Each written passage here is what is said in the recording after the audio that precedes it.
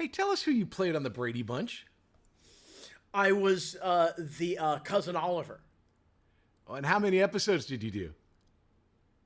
6. From the heart of Hollywood, it's the Patrick Labyorteaux Show with Patrick Labyorteaux. It's the Patrick Labyorteaux Show. Patrick Labyorteaux. He's the one you gotta know. Tonight's episode, Robbie Rist. Patrick Labyorteaux Show. He's the one you gotta know. Okay, you know him as Cousin Oliver, of course, from the Brady Bunch, and Michelangelo from Teenage Mutant Ninja Turtles. I know him as the snake in the grass actor who stole my part on the Mary Tyler Moore Show. But please welcome Robbie Rist. No way, really? Yes, really. You know this. You played No, David I don't know Baxter. this story. I know that part, but I had no idea. Really? You read for it?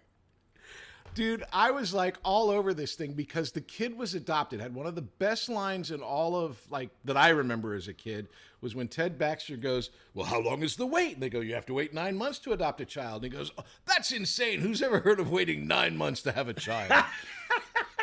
And because you were adopted and I was adopted, I always figured, oh, easy. I'm in like Flynn. This is it. I'm going to be on the Mary Tyler Moore Show.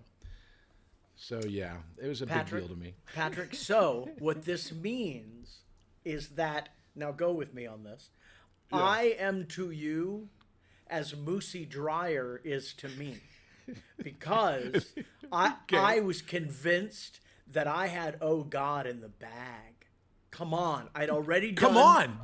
I'd already done a John Denver special. He looks just like you. Literally, you were around before he was. I always thought I looked more like Paul Williams. But the point is, I was like, bam, I got this one. And then, fucking Dryer. I can swear, right? Oh, yeah. Because I am now. It's fucking Dryer, man. But you bring up, it's so funny you bring up Paul Williams because I have a whole list of questions because I'm a total pro at this. Okay. And one of my questions later on is, did you and Paul Williams ever work together? I always wanted you as the third version of that guy in Smokey and the Bandit. Have you That's be hilarious. like shorter than Paul Williams and right there with him? Never worked with, but definitely, we've met a few times and, I don't think I ever worked with him.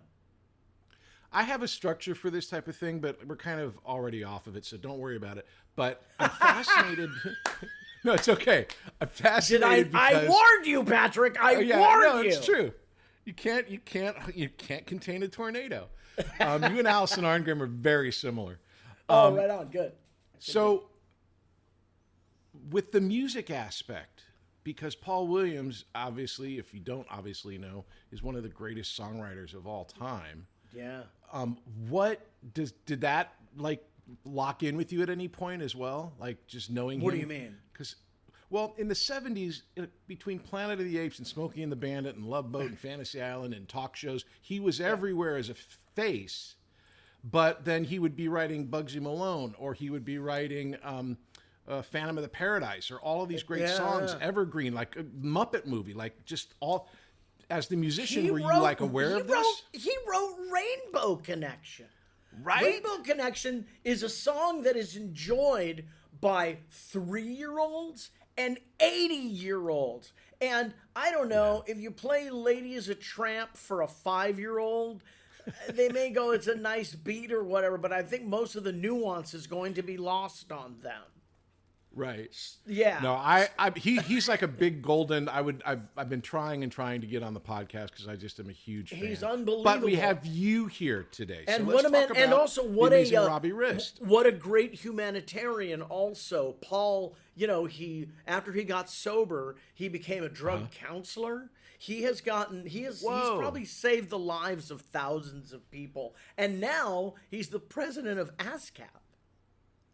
No shit. Yeah, the guy's got a it's a pretty insane resume, and I talk a lot about I see performers out there, and I guess this is my version of when Will Smith was mapping out his career after he had his first kind of hit thing. You know, he was like, okay, you know, the biggest stars in the world of the last couple of years, how did they do it? Well, they did a science fiction film next, and then they did a warm, heartwarming family film. Wow. You know, kind of based it all on that. And so when thinking about that, there were artists out there that they always did more than one thing. You know, so, you know, I'm on board with Paul Williams very early because I'm a fan of Phantom of the Paradise, even though it scared the living crap out of me when I was a child. Right. But he was, like you said, he didn't. I get asked a lot, like, you know, what I consider myself. You know, I mean, are you an actor? How do you identify? What are you? And my answer is, I don't know. I'm an entertainment guy, because I've never done one thing. Like after a certain point, I mean, early on it was music and acting, and then there was writing that started happening, and then I was producing bands, and I produced a movie, and then, you know what I mean? So, like, you know, I guess it's hard to hit a moving target. And let's get a box around that. Let's get a box around this crazy mind of yours, okay? But, by the way, and now I'll go on my own tangent. I had Dean Devlin, who's a producer and friend of mine, who did Independent. Okay, so Dean's he does Independence Day. Huge. He's got a Phantom of the Opera mask in his office. He's a huge Phantom fan, and through a story with Gene Simmons at a bar somewhere, he was told that that's where Kiss got their idea, was from Phantom of the Paradise. That's his story to me. I thought I'd share that. That makes perfect sense. Sure. Yeah. Act 1, Beginnings. Ladies and gentlemen, Robbie Rist. None of this is going to be cut out because that's how we do it here. I got to go over a couple of stats here, which I'm just looking at. It's kind of crazy. Okay. 150 credits on IMDb, at least over that. You have a credit in every year since 1972. That's freaking crazy, man. That's amazing. So you start off, well, first of all, what's your secret origin? Where do you come from? Why are you an actor? And try to keep it under an hour. Hey, well, but that's 3 questions where this show is over now. How did you become okay, start off with, like, what got you to become an actor?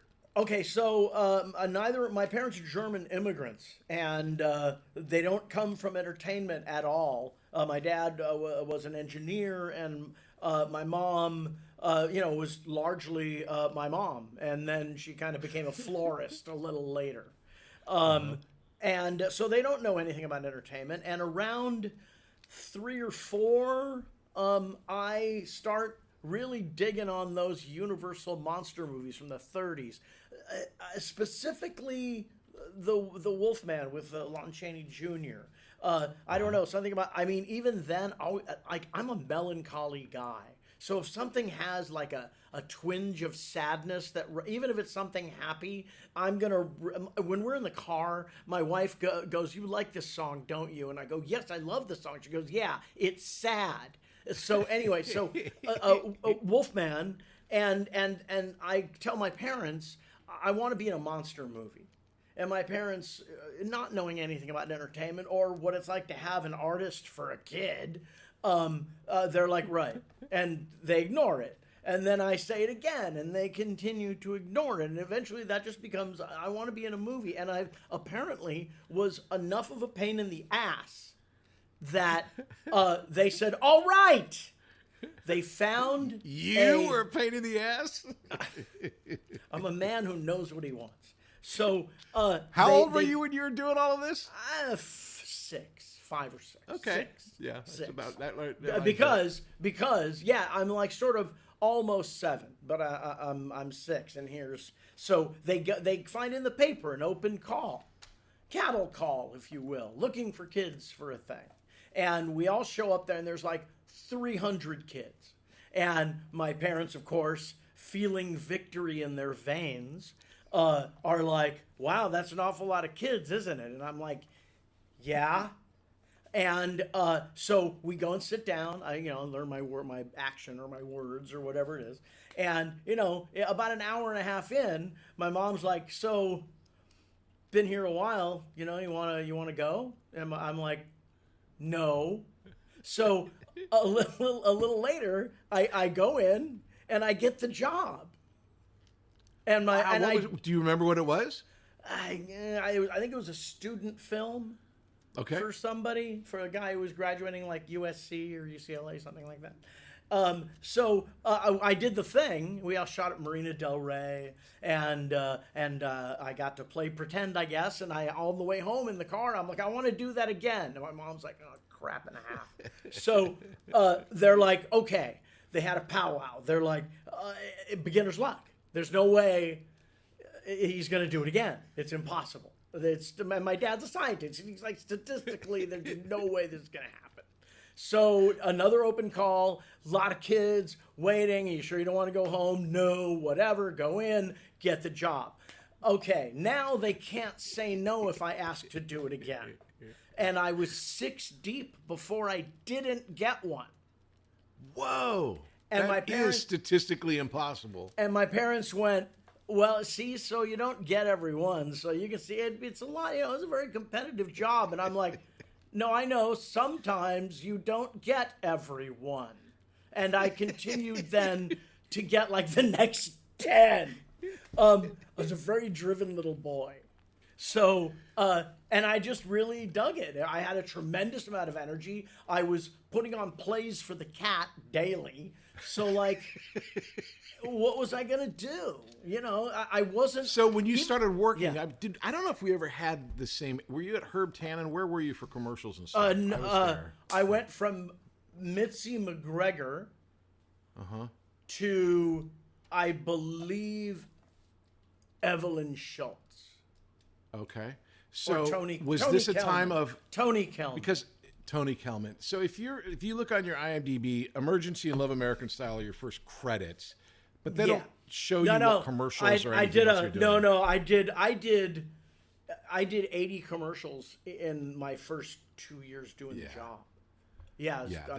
That was a deal back then where it was.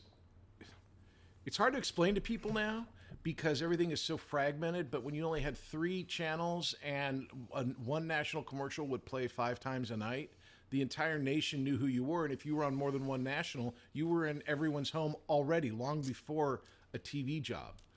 So I did the first commercial for Quarter Pounders for McDonald's. Whoa, that's pretty cool. Yeah, and the commercial did so well. And this doesn't happen anymore either, right? Where you would have a cycle where your commercial would run 13 weeks or whatever. Weeks. It's a week now, if it's anything. Right, and it's all new media where it's not like even it's like you get paid. My voiceover agent Paul calls it $1 a holler. It's just like it's nothing anymore as far as that goes. Because back in the day, and this is back in the 70s, seriously, my brother and I got a Cheerios commercial. It was a big national, and I made $20,000 on it over the life of the commercial, not like at one time, but still in the 70s, that was a real human. That's adult ridiculous salary. money for a child. Yeah. No, Go ahead. No, go ahead. Well, I it's an interesting. I can understand the weird transition that some young actors encounter when they start really doing most of this stuff on their own, and they have to stop being a little creature that runs on instinct. You actually have to interpret, dialogue and stuff, and when it becomes a job. I think sometimes it drives some of them crazy. But what was the point? I blew my point because we were talking about something else. I was right on top. Oh, well, it'll come back. I'm sure it was it's about really dumb. instinct and what it was that got you going and how you continued. So you're going on instinct. Yeah, but why did we start talking about that? I asked you why you wanted to do acting, and it was Oh, something yeah. you wanted. You grew up. Yeah, wanting. yeah. I mean, more than anything, yeah. I was putting on plays for the Cat. I was a show off. I wanted to do it, and I proved it by doing it once I started doing it. You know, and for 12, however many years afterwards, that my mom was driving my ass around Los Angeles, probably going, you know, I could be writing a novel right now or taking up painting and driving this little douchebag around. So at least that's what she said after I turned 18. She's like, Thanksgiving, a toast to my son. I drove you around for 11 years of my life. You know, I'm like, Mom. Yeah. You got to do it with the German accent. This is a German accent. Oh, Elfrida, and look, I'm goofy. There's definitely mental issues going on there. But if I am normal at all, especially in light of what everyone says about an experience in the entertainment business, it's because of my mom. My mom basically said, "I will kill you. And I'll make another one that looks just like you. No one will miss you, and I will have solved the problem. Are we clear?" And I'd be like, yeah, we're clear. All good. Well, you can attest to this too. Like when you walk in to an audition back then with a room full of kids, you not only judged the other kids, because this is the thing that I don't hear too many other kids talking about, which is the psychological manipulation, backstabbing, and plotting that each kid does with the other kids that they're going into audition with, right? Mm-hmm. Mm-hmm. On top of what the parents are doing. So I would walk into a room, check out the kid, and check out the parent.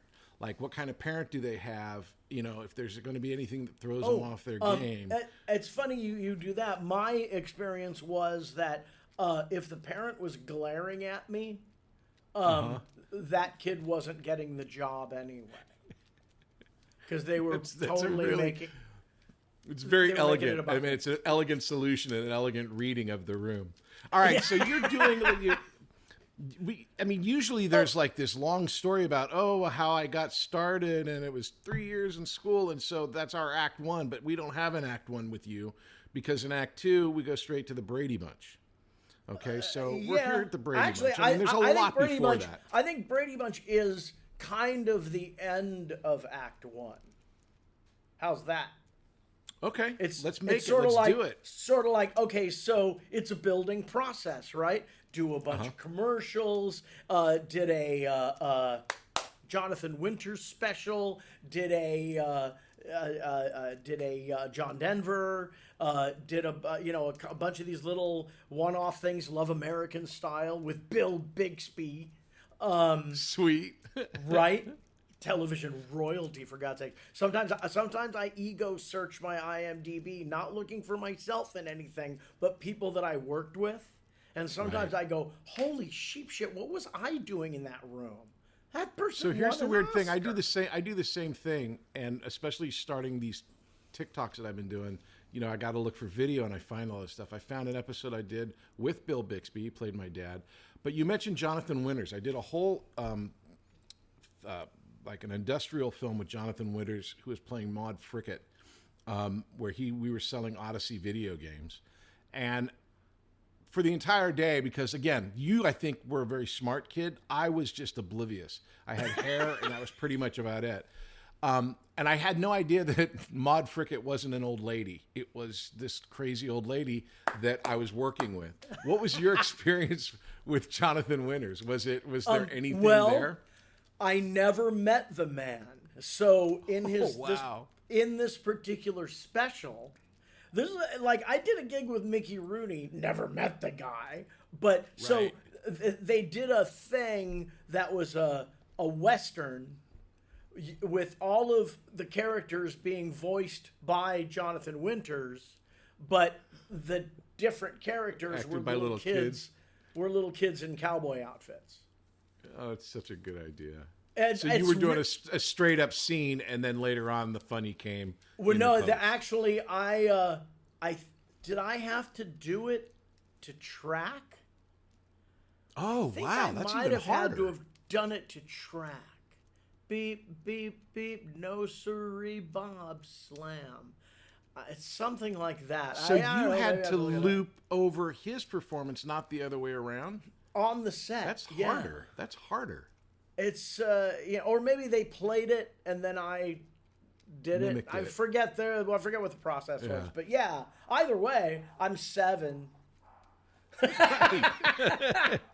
And look, I say that about actually, we're both men of a certain age, and yet we're still creating, we're still performing, we're still operating at a creative level that, at least if it's less than what we were when we were younger, it's not by much, right? Right. So No, and that's the beauty of this business.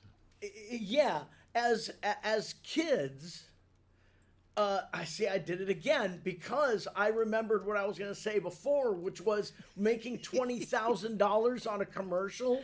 When you're a little kid, you're like, holy shit, $20,000. When you become an adult, that becomes a different number. And the disappointment of not every job is that. That's the one you remember from when you were a kid. One of the downsides of this kid performer thing, depending on the parent, I guess, is keeping your head straight when it comes to finance. Oh, Does that absolutely. make any sense? And understand. Well, yeah. I mean, as kids, there's a lot of different schools. For me, they didn't hide anything from us, but at the same time, I wasn't paying bills. Allison Arngrim tells a story of like writing checks for like the power company and stuff, like for her family from her earnings. But like the reality is like, okay, just to give everybody some sort of level for this, and I'll use my numbers because I know them, is $20,000 for a Cheerios commercial over a year versus an episode of Little House that I was a semi-regular on, had a contract for, was a big TV show, was $2,400 an episode. That was it. Not that that's bad, but there's a huge difference there. Sure. And so yeah. So when we're kids, it's like, for me, it was just sort of like, oh, we're doing well. But like you're saying, as an adult, it's like, well, yeah, that's what you are living on, and you have to budget, you have to do all the other stuff. Right. Yeah, it's not just like when you're a kid, I guess you kind of see it as like, whoa, free money. Right, yeah, because the work isn't ever the work. The work is the freaking audition room and going in and interviewing. Oh, no, and for some of us, interviewing for many things before we get anything, Robbie. We'll be back after these messages. Hey there, my name is Patrick Labyorteaux, and I play an actor on TV. And I also have this acting school called Working Actors School. And what we do there is we teach people to act using Zoom. So you can take an acting class with me and with a person in Connecticut, in Florida, and San Diego all at the same time, thanks to the miracle of Zoom. And I'm very excited to announce that we have a brand new class called Adult Weekly Class. Now, what is that? Now, that's a class that'll meet every Wednesday at 5:30 p.m. Pacific, and you come in and you have an hour-long acting class with other students. It's very, very simple, very, very fun. So if you've ever wanted to be an actor or try it or just mess around, these classes are great. So the Adult Weekly Class is going to be every Wednesday at 5:30 Pacific. Now, come and check it out. It's going to be really fun. Go to workingactorschool.com. Check out the website. You can sign up for the class there. If you need any other information, there's a phone number and an email on the website. You can get it there. And we would love to have you come and try. Talk to you soon.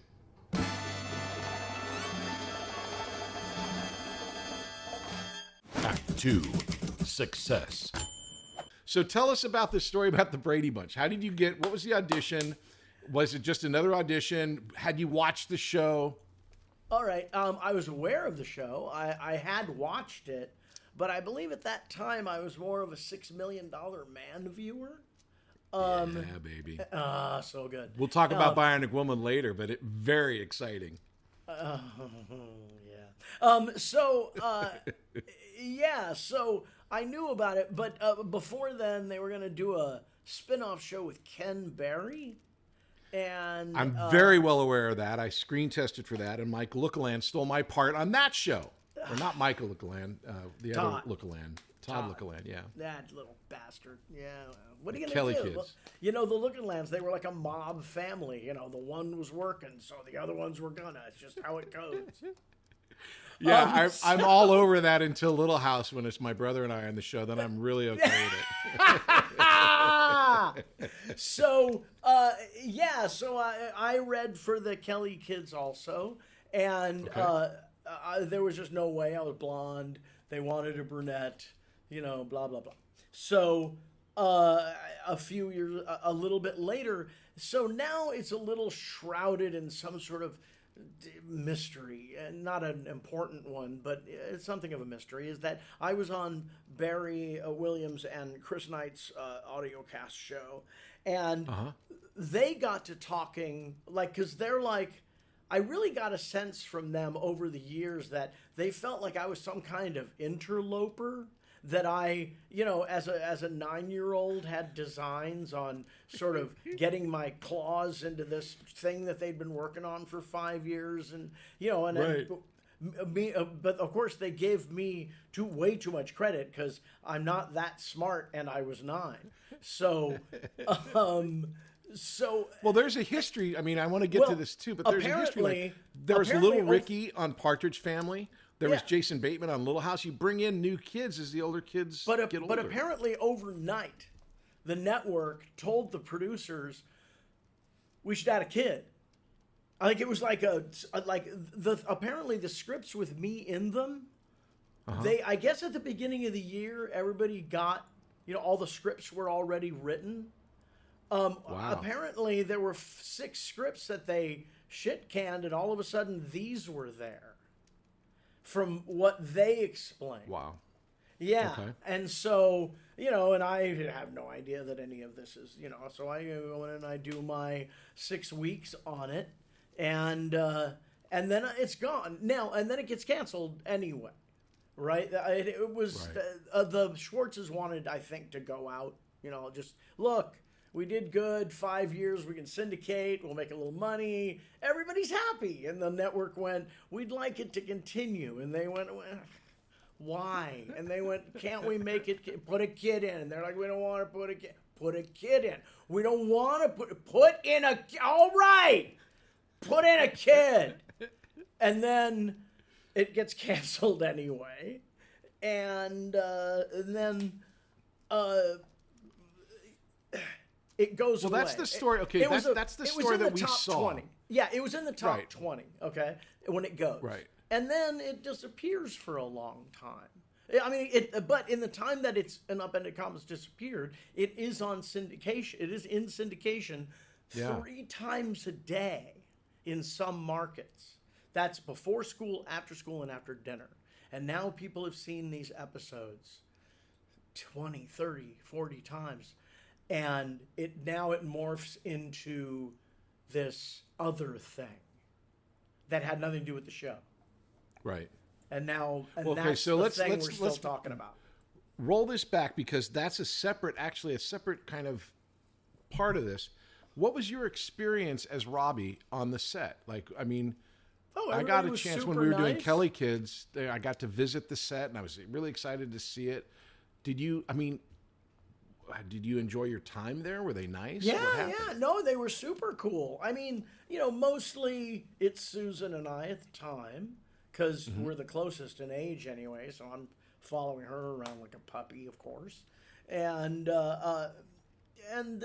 everybody was, I mean, most of the crew had been the same people for a long time. Mm-hmm. So they all knew each other, and everyone was super friendly with each other. And, you know, it kind of, I don't know, you know, a different atmosphere. I don't know. I don't know what it's like on modern things. I don't know what it was like on JAG or what have you. Right. Back then, it just seemed like, you know, everybody kind of, the whole thing was tied in together. Nobody was necessarily funnily, Jag shot on the same stage as you guys shot Brady Bunch. No, but let's stage go. 5? Yeah, over at Paramount. So let me ask you this: You're this kid that puts yourself in the business, gets all of this work. this, at least from the IMDb, is like your first regular role. Were you aware of what that was? Were you aware of what that meant? Were you excited by being on the show week after week? I had been on the set the year before, or 6 months before, shooting an anti-smoking little short movie that they showed in schools. So I'd been on the set already. And congratulations by stopping smoking. You did a good job. Completely. No, it was a very effective campaign. Yeah. And I, at that point, like I said, I mean, I'd been working for 2 or 3, 2 years, and steadily. So it really, and from doing this, it got to a point where after you worked enough, you sort of walked on a set and you immediately walked up to the second AD and you're like, where are the honey wagons? And they're like, oh, come with me. And you're like, all right, so here's wardrobe. And they, you know what this whole process is. When you're younger, your mom or your guardian. But were you excited? This is so weird. You're just kind of not connecting with this idea. Like, I guess, maybe, I don't know. You were always working, but were you excited to like go to work at the same place or have that? When I talked to Ike Eisenman, his goal in life was to be on a show like so that he didn't have to audition. That doesn't seem to be you. Yeah, auditioning seems to me like, I don't know. I was like Richard Burton in The Wild Geese. I was a mercenary, always searching for his next job. I always felt a lot like a trench warfare guy, where I was the guy that the machine gun nest is over the hill, and I'm the idiot who goes on and tries to take it out. So, like, to me, I was Brooks. Like just like every audition was like, all right, let's take this one on. And here's the other thing that I think Ike missed. It's become so painfully obvious to me in the last 10 or 20 years that those rooms where we used to congregate to wait for our turn to go into the little room with the one light and the video camera, sometimes with the dialogue written out on a white card, sometimes we see, I did it again. There's so much to talk. So you go in there and you go in this room and you read the card and the whole thing, but out in the lobby, you talked to, shared stories with, did dialogue with all of these other people in the room. And in between doing your bit, it's like, hey, you want to run the words? You run the words. And then you're like, so what have you been doing? I read on a thing, or I'm writing a thing, or, oh, man, okay, so I did a job with this guy, and he told me this joke, and it goes like this. Whatever. All of that stuff that happened in those rooms made me an actor. All the classes didn't do shit. Because by the time you were done with everybody in that room, because everybody's trying to get their energy up to perform, by the time you walked into that room, you were ready to eat a fucking chair.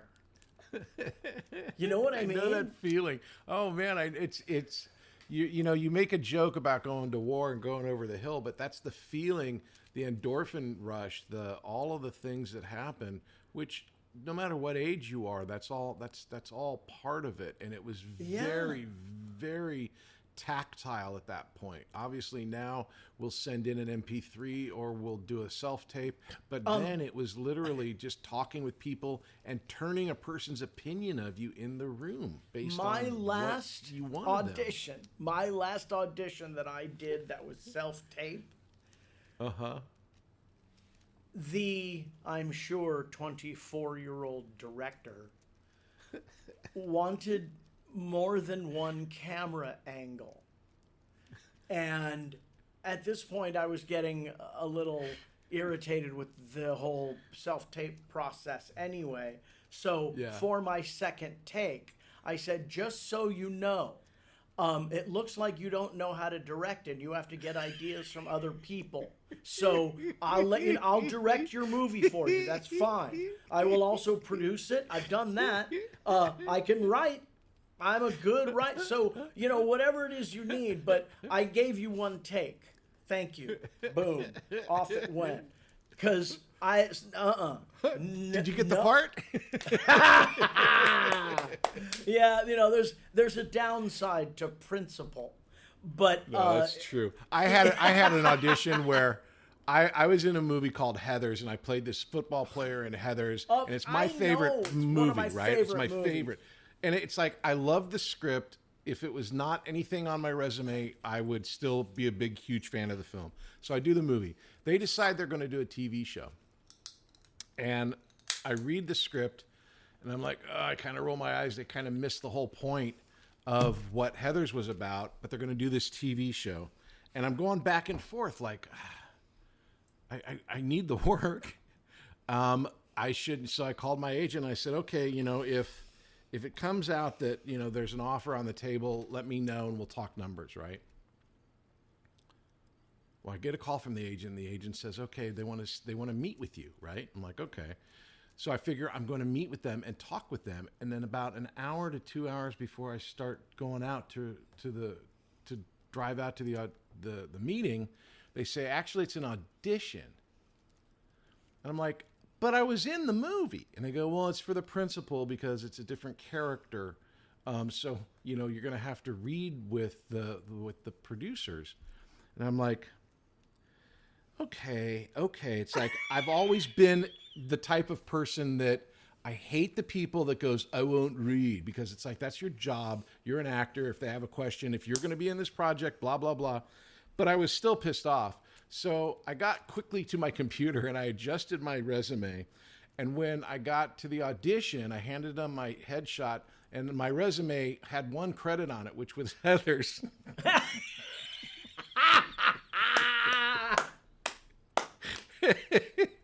and no, I didn't get it.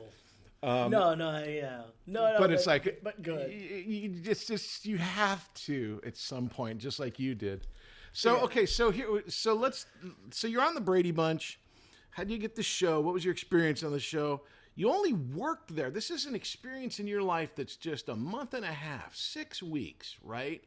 And we can do this time-wise, but it's probably better to do this chunk here because it's not like your life ended after this. But for the rest of your life, this is what you're fucking recognized for. I've never had that experience for one part. What is that like, and how do you deal with it? I mean, is it... Well, in my time, I used to describe it as, have you ever had a summer job, working like at a fast food place for the summer? Right. And then, after 6 weeks, you go back to school or whatever, and for the rest of your life, people walk up to you and go, you worked at the Burger World, didn't you?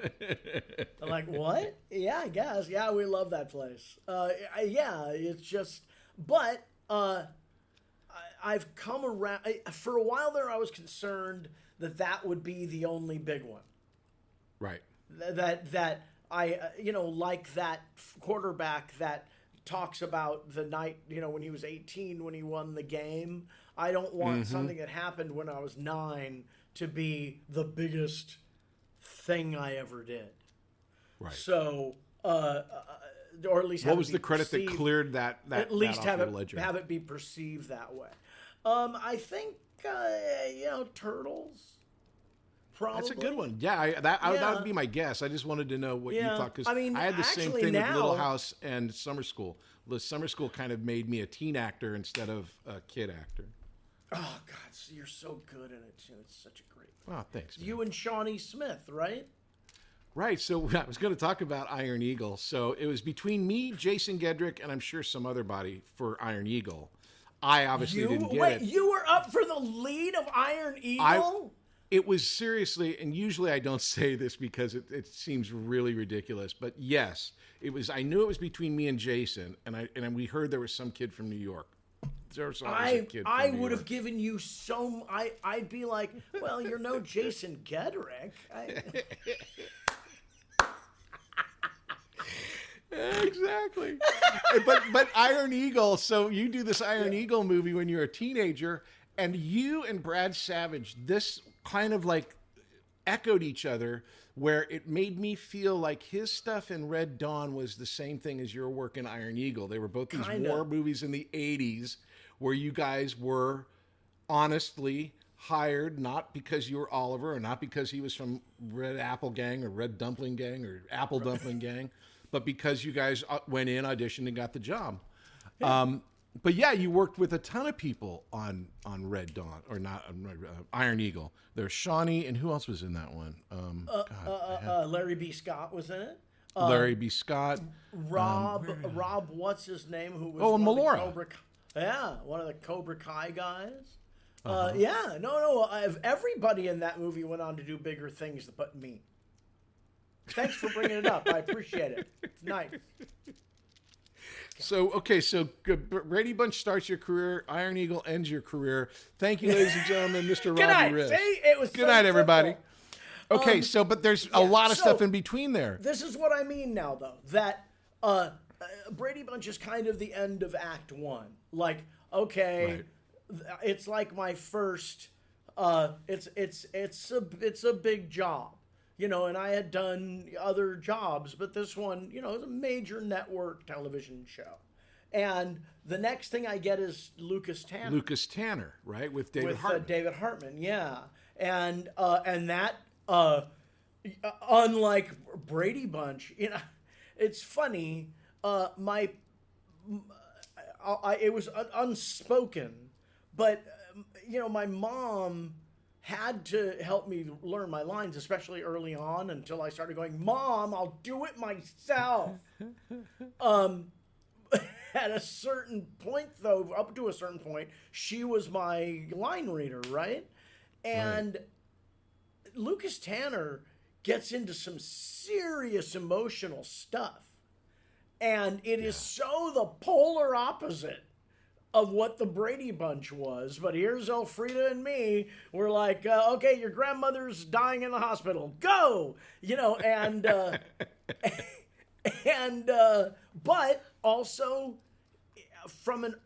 I'm only putting this all together now, and this may all change, but it seems like, I don't attach myself to a genre. I think you're probably, as an artist, somewhat similar. I don't attach, there are people that are like, I want to do serious movies. Right. I'm like, I just want to do movies. I come from a time. I want to work. It's like, it's all about just give me a job on a set somewhere. I come from a time when, my wife, Allie, frequently during the day while she's, just puttering around the house, she'll have the Love Boat channel on Pluto on the television, just kind of going all day. And I'll walk through the house doing whatever I'm doing, and I'll look up and I'll be like, oh my God, that's Joanne Flug.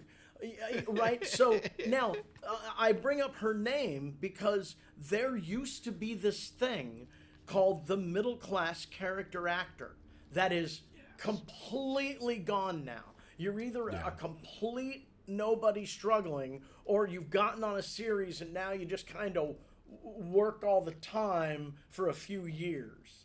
And that's kind of what Jerry Harden is a perfect example of that. A guy that has worked forever. Gene Hackman before that was, a working actor, and then they grow into something else, or they get a job that elevates that people know them. But you're exactly right. Yeah. Herb Edelman, Harold Gould. Didn't Herb Edelman was on Big John Little John? Was that your other He was on Big John aspect Little John. I know him mostly for Golden Girls, but yes, he and I worked on Big John Little John together. But but it was there was a middle class character actor person who kind of bumped around from show to show. This week they're on Matlock. Next week they're on Heart to Heart. You're a middle class child actor. I mean, but you were in that's Grady, the thing. Petrocelli Medical Center. What's happening? Then you do 3 episodes of The Bionic Woman. What's that? What was that arc? And it sounds to me already like you had something for Lindsey.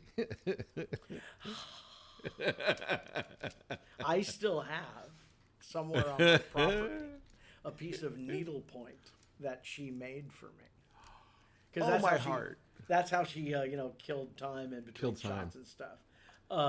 Yeah, and she made one for me. With her bionics, she must have been able to make a ton. I mean, it was fast. Like, brrr, here, brrr. She was like a human 3D printer. So, yeah, I mean, at that, there have been jobs that even at that time I was like, fuck, I'd be a bionic woman. And I'm 8 or 9, whatever, 10 tops. That's right? the age. That and Galactica, those we got to talk about later. Oh, no, I'm on the crappy one. I'm on the crappy one. Still, you're still there, though. I mean, I know. Look, I'm part of the legacy. It's an honor. Don't get me wrong. But in that, I am to Galactica as Jake Lloyd is to Star Wars. oh my God. It's true. That's really harsh true. on both of you. But you could argue that we're both in the crappy ones. Tell me the love story of the Bionic Woman. Oh, anyway, so yeah, no, I was a Steve Austin. I started, of course, as a Steve Austin guy. This is before the Bionic Boy and the Bionic Dog. Right, the Vince Van Patten version of the Bionic world. So, so I was a big fan of that. And the episode where she becomes the Bionic Woman, it was part of the $6 Million Man thing. Right. Okay, remember when I said I like sad things? I like melancholy. That was a heavy-duty episode where she had trouble adjusting to her bionics. And she dies, basically. Right. I mean, oh no, and they, I was like, hey, I like those two. That bad things aren't supposed to happen to good people. Right. So, especially heroes. So I got to be on the thing, and she was super sweet, super friendly. I never spoke to her again, but whenever I had the opportunity, I'd be like, if you ever see Lindsey Wagner, you may have worked with her. If you ever see Lindsey Wagner, just let her know that I'm still that you're still out there creeping on her. Yeah, it's sad. So yeah. Okay, so you're just always working. Obviously, like I said, every year has got a credit or more. So you do these 3 episodes of Bionic Woman. Again, people have to understand 3 networks. You're all over the TV pretty much all the time, and now so are you, and all of the names mentioned earlier. Absolutely, Christian but Juttner, I mean, it's a small, Lance Kerwins of the world. It's a small world, right? So on Saturday mornings, they had a lot of live action shows, and you do this show, Big John, Little John, which my guess was, hey, Freaky Friday did really well. Let's do a TV show. Is that close? I wonder. I don't know. I never asked them that question. To me, Big John, Little John is the Schwartzes apologizing to Joyce Bulifant. Wow! For not putting her in the Brady show. They're like, all right, we got another. What show. is that story? She was supposed to be Mrs. Brady. Yeah, she was supposed to be Carol Brady. Oh, and because Florence Henderson wasn't available, I believe, she was working on something else, and then she became available, and they're like, we're going with her. And so, yeah. So I think sometimes I think that at least there's a little bit of, hey, look. But that's a pretty high concept. I can see the casting, but I mean, it was you and Dan Edelman as the same guy, and like something about the Fountain of Youth where you were the same guy at different ages. Right. So Herb Edelman plays a junior high school science teacher who, while on vacation in the Florida Everglades with his family, gets lost. And he gets thirsty, and he stops and just takes a quick drink of water. It turns out that it was the Fountain of Youth. But he didn't drink enough, so he would be a kid forever. He now goes back and forth between being an adult and a child. That's awesome. I love it. It's really cute. It's funny to watch it now. There's a whole bunch, and it's funny, but there's a whole bunch of jokes that I don't know if they'd play so well today. There's like a black kid who said, I look like I dipped my hand in chocolate or something like that. It's, and you're like, oh my, some of it's a little jarring. And again, there's like 5 people who were black in the town. It was Todd Bridges, Jeffrey Jacquet, and a couple other guys It's that true. were really No, great guys. But like they would look at Larry B. Scott, they'd look at you like, going, "What am I doing this week? This is stupid shit." I do these turtle things with Brian Tochi. I know And Brian. Yeah. Yeah, Brian was Takashi in Revenge of the Nerds. But he's also in the Police Academy. Brian has we met as kids. Brian has a resume that is, I mean, get my jaw up off the floor, kind of like, oh my God. And then he was in that. And I mean, and then I wrote is like, holy Jesus, you know? Again, he and I have talked about this, how back then there were only a couple of Asian kids that were up for everything. I did this movie called Ghoulies 3, Ghoulies Go to College, the third Ghoulies movie. I love it. And it was... I'm so jealous. That is Right? the stuff I wanted to do. It is. I love it. And basically, it's Animal House with ghoulies in it. Okay, Yeah. so it's a good premise. And so one of the extras was always doing this great bit in the background. And so me and this other guy ended up talking to the producers saying, let's Taft-Hartley. You got to Taft-Hartley this guy. And they Taft-Hartley'd him. And then my dad, who had an agency, like signed him. And that ended up being a guy named Matthew Lillard, who went on to Scream and a whole bunch of other stuff, right? But there was this other guy who was playing the Asian guy with the sideways cap and he loved his stereo, and the ghoulies destroyed his stereo during one of these parties. And in this scene, we come in and he sees his destroyed stereo and he goes, Mr. Yamabachi, what have they done to you? What have they done? Cut. Patrick, what the fuck am I doing here? Why am I doing this part? The guy was like, he goes, I go, look, man, it's funny. And he goes, but I'm doing this horrible, Asian stereotype. I go, it's just what it is. He was Jason Scott Lee, who would then later play Bruce Lee and Rapa Nui and The Jungle Book. I mean, just a huge, huge guy. So you never know where everything is going to end up. But back in the day, you say yes to European parents, maybe, but I didn't just hear it from them. I heard it from working actors. You don't say no to work. No, I literally I teach acting, whatever working the acting thing school. is, It's all about working. I have this because you don't know what you're going to learn, and it's the experience. I don't know. It'd be great if I was a Daniel Day-Lewis level talent, but sadly, I have way more credits than Daniel Day-Lewis, and I've gotten to spend a lot more time on sets and do the thing that I really love. And poor Daniel Day is struggling by with just maybe 10 movies or whatever he's done. That's right. God, I wonder what pads the sadness in his life. Lots of probably cash. the Oscars. Yeah, I have this friend, Julie Dolan. She's the voice of Princess Leia, and sweet. That's a sweet gig. And she's probably the closest thing to a middle class actor that I know of that's alive today, because she's done one-off. She's been a judge in this, and she's been a prostitute in this, and she's been a whatever and different scientist in this. She moves around a little bit, but in her time, she's also been a walking, like those things at amusement parks, the walk-arounds.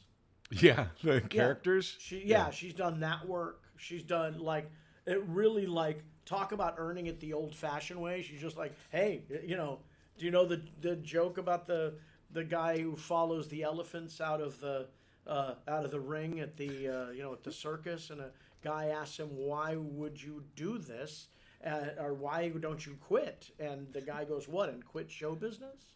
It's the the thing. Well, look, if you look at Bryan Cranston was like an extra or a voice on Mighty Morphin Power Rangers. Yep. There was this Ruth Negga who was, I don't know if she won the award, but was nominated for an Academy Award for, I think, Green Book, or I forget the name of the movie. She's at the Academy Awards in the same year where she played an Inhuman on Agents of S.H.I.E.L.D. Right? Literally the same, that was her year of work, an Academy Award winning movie and a multiple run on Agents of S.H.I.E.L.D. And I've always loved that, where I saw, I know we're going way, way deep on this, but It was do it. Oh God, what was his name? I'm gonna forget it. He starred in Babe, Pig in the City. He works like a ton. He was in L.A. Confidential. I'm gonna have to look this up. Just, right. James Cromwell. To the wiki. So James Cromwell. Yeah. So James Cromwell, again, he was nominated for something, and the Academy Awards were coming up. And I'm go to Sheila Manning for an audition, and this old guy sitting in the corner doing his dialogue, and it's James Cromwell. And it's like he's there for an audition for a commercial. It's like, yeah, that's what you do. That's what you do. I was at I-7 at the time, and they had, all my favorite actors are people nobody knows. So, so I go in and I get my copy and I sit down. I'm reading my words, and I look up, and who's sitting across the lobby from me is John Saxon. Oh, cool! Right? But in most human beings, you'd be like John Saxon, they'd go, what? Right? So I refer to him as the B-movie Charlton Heston. Absolutely a great comp. Absolutely. He was on Dallas also. He's done, he was on television series. He did a lot of work. But just a hero act. Everything I ever saw him in, I'm like, see, that's how you do a cool guy. I'm really big fan. So he's sitting across the thing, and I'm like, in my head, I'm like, now I can't concentrate because, it's John Saxon. And I'm like, John Saxon, I'm trying to read my words. John Saxon is over there, and I should say to God, excuse me, sir. And he looks up from his script, and I go, are you John Saxon? And he says, well, yes, I am. And I'm like, you've had exactly the kind of career I would have loved to have had. And he looks at the script, looks back at me, and goes, why? So he feels it too. You know what I mean? It's so funny. For I was all talking of the stuff that he's done, he's still like, really? Why? I was talking on this show to Chris Parnell, who is on SNL, and he's done all these great funny movies. He's on Rick and Morty, and it's the same thing. He's like, well, I hope I work again. It's like, it's that feeling that because it is once you got to build the next thing as the other thing's going away. When we did JAG, I did 224 episodes. We did 10 years. It was a huge hit. I was a star of the show. I was number 4 on the call sheet. Everything that you would imagine would be like, well, this guy's got it made. And it's like, well, my first audition after JAG, I walk into a casting office I've always gone to. And they go, what have you been doing? Where are you? What you been up to? It's like, I was on a TV show for 10 years. Like, doesn't that count? And it's like, no, it doesn't. It really doesn't. It really doesn't. No, it's only, you did that. That's great. That's awesome. Right. It doesn't matter. Yeah. Go do the next Okay, thing. so I want to get to this one show that really fascinated me just as a fan, and something that, like, I think is like a key to you on some level is Kid Video. Yeah. What about it? Kid Video was a TV show, again, on Saturday morning. Who were the guys behind it? Not Saban. Was it Saban or someone else? Okay, there you go. Yes, it was. By the way, thank you for the Saban health centers all across Los Angeles. I'm sure that's your residuals and money that paid for those. Oh, it was on the Tell us about Kid Video. Break down the plot, which was really cool, and I want to talk to you about the music. In the video music revolution was a couple of years old. It probably busts open in 82, 83.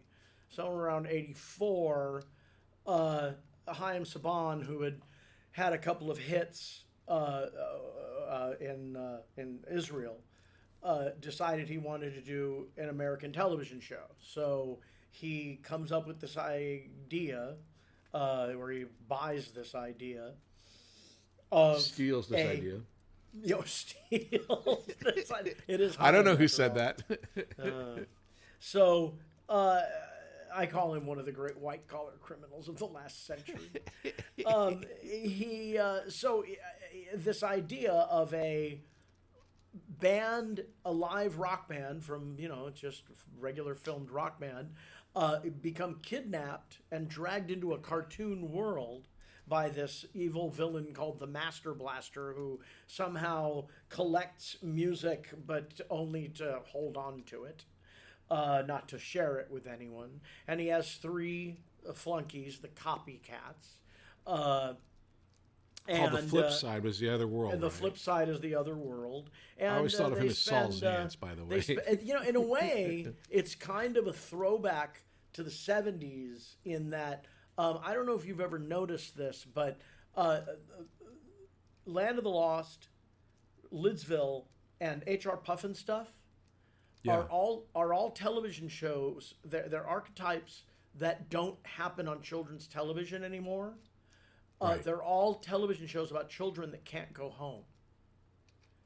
And wow, you're right. I think this is part of the reason I'm the way I am, and I think there's a melancholy that runs through the people that are around our age because of things like that. We grew up with television shows on Saturday mornings that were saying, "Hey, these kids can't get home," and even if you don't necessarily feel that, it'll get you kind of navel-gazy.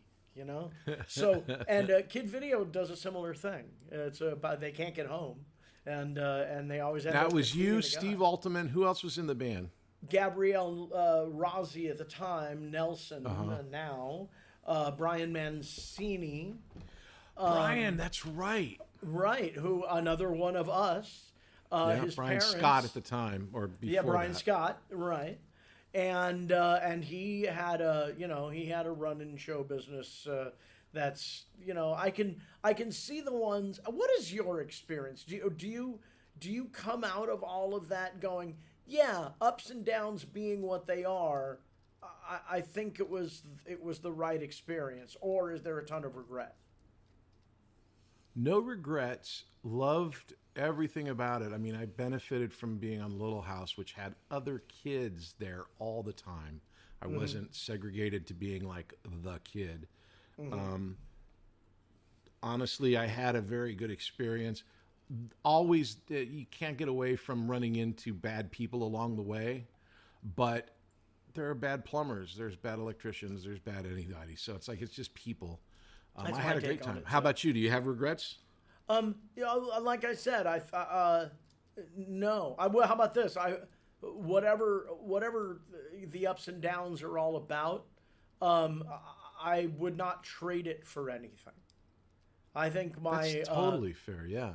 Yeah, I wouldn't trade this experience for anything, because also it's there have been regrets. I've had a few. I mean, there's been moments of like, oh Jesus, Bob, what were you thinking?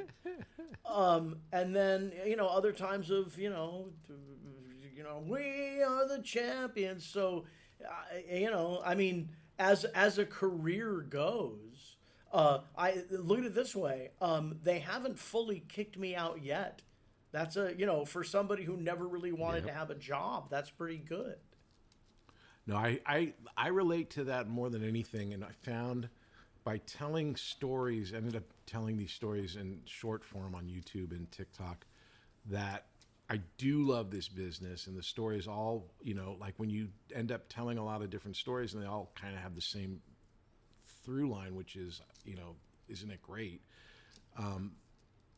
The bad things, just like any bad day or any bad experience, it's like, unlike, I think, Olympians who train their entire life up till 25 and then they're in the Olympics and then they're done and they can never be in the Olympics again, roughly.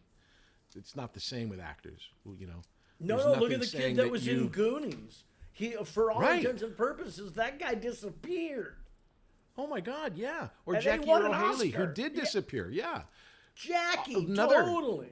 Right. So, I mean, it's literally, there's nothing stopping you and I from accepting our Oscars next year.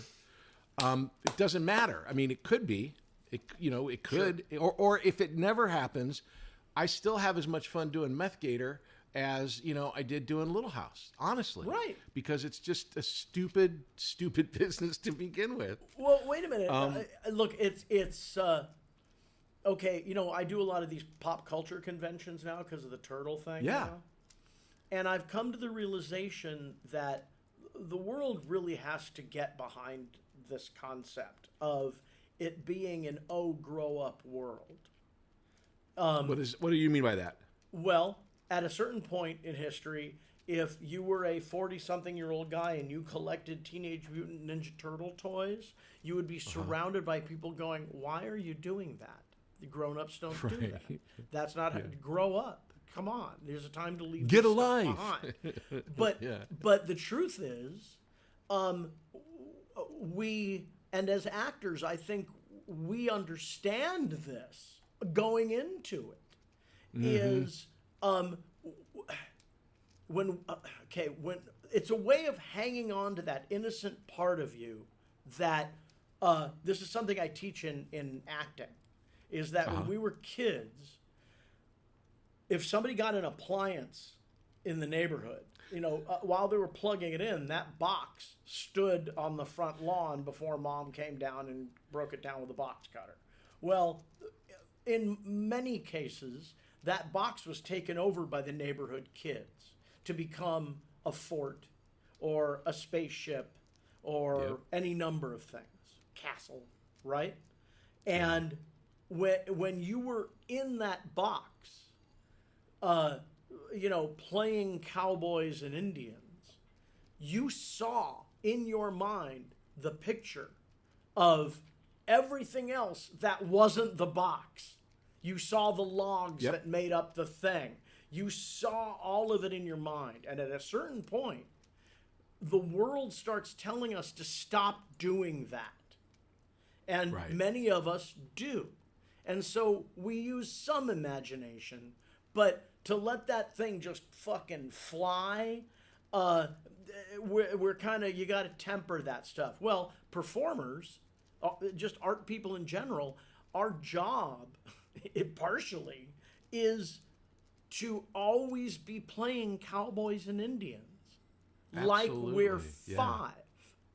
Yeah. Except now the cowboys and Indians has, a weapons expert who, they hired who was in Vietnam or whatever. And an intimacy coordinator for those real special cowboy and Indian episodes. but yeah, that's one of the great things of what we do. You teach acting, I teach acting, and my favorite class is the kids because they're already there. It's not, I don't have to break down any of the preconceived, be really angry, and that guy's having trouble being angry because he's an adult and he's been told to lock it down, where the kids are just like freaks. They just go immediately. I have this thing, I don't know if I'll probably cut this part out, but just talking to you, I have this exercise called puppet therapy, where I have the kids get a puppet and then I send them into therapy with 2 different characters. So like they're a parent and then their puppet is their kid, or they're a boyfriend and a girlfriend, or they're friends, and they do the puppets. Holy shit. Like some of the most amazing work by 12-year-olds. And I put it into my adult class, and it was just like they couldn't figure it out. They couldn't get around. Like, well, what is it that I'm doing? So. Yeah. Well, because play as a young person is open-ended. Grown-ups like results. Like, I'm doing it now. And the thing is, especially as a performer, you're never doing it. You're always trying to do it. There's no end. Yeah, exactly. There's no it's like, oh, I've finished learning about singing. Good. Right. That's all I'll ever learn about it. I'm done. Right. Yeah. I'm Nancy Wilson. I know it all. That's right. Okay, so Good night, everybody. Going back to Kid Video. Yeah. I just gotta know. It was obviously, I'm sure they had a formula: 2 videos and 3 songs, or whatever it was. Were you writing on the show, or what? A live action video of the band performing at the end of every episode, plus a video or two of an established artist that was being played on MTV at the time. This is part of the problem that it never sort of saw a repackaging. They couldn't and get the clearances. License. Yeah, I don't think Lionel Richie is going to want to, renegotiate his kid video 30-second whatever. He's like, yeah, $4 million. So right. Yeah. So, but interestingly enough, someone has on YouTube. He has a channel called YouTube Uncut, and this person has taken all of the episodes, reassembled them in their original orders, and remastered the whole thing. I've got to look at that. I must say, some people have a lot of time on their hands. It's unbelievable. So yeah, and so we did. So Brian is the only one that got to write a song for it. There's a song called Time. It's actually really, really good. It's a really good tune. And now, and did then his dad own Magnolia? Was that the studio? Yeah, that his dad Devonshire. ran? Yeah. Devonshire Studio. Devonshire. That was it. Yeah. Yeah. Okay. As a matter, well, I'm not sure if I'm talking out of school right now, but I think Brian's acting money paid for it. I could see that. Brian worked a lot.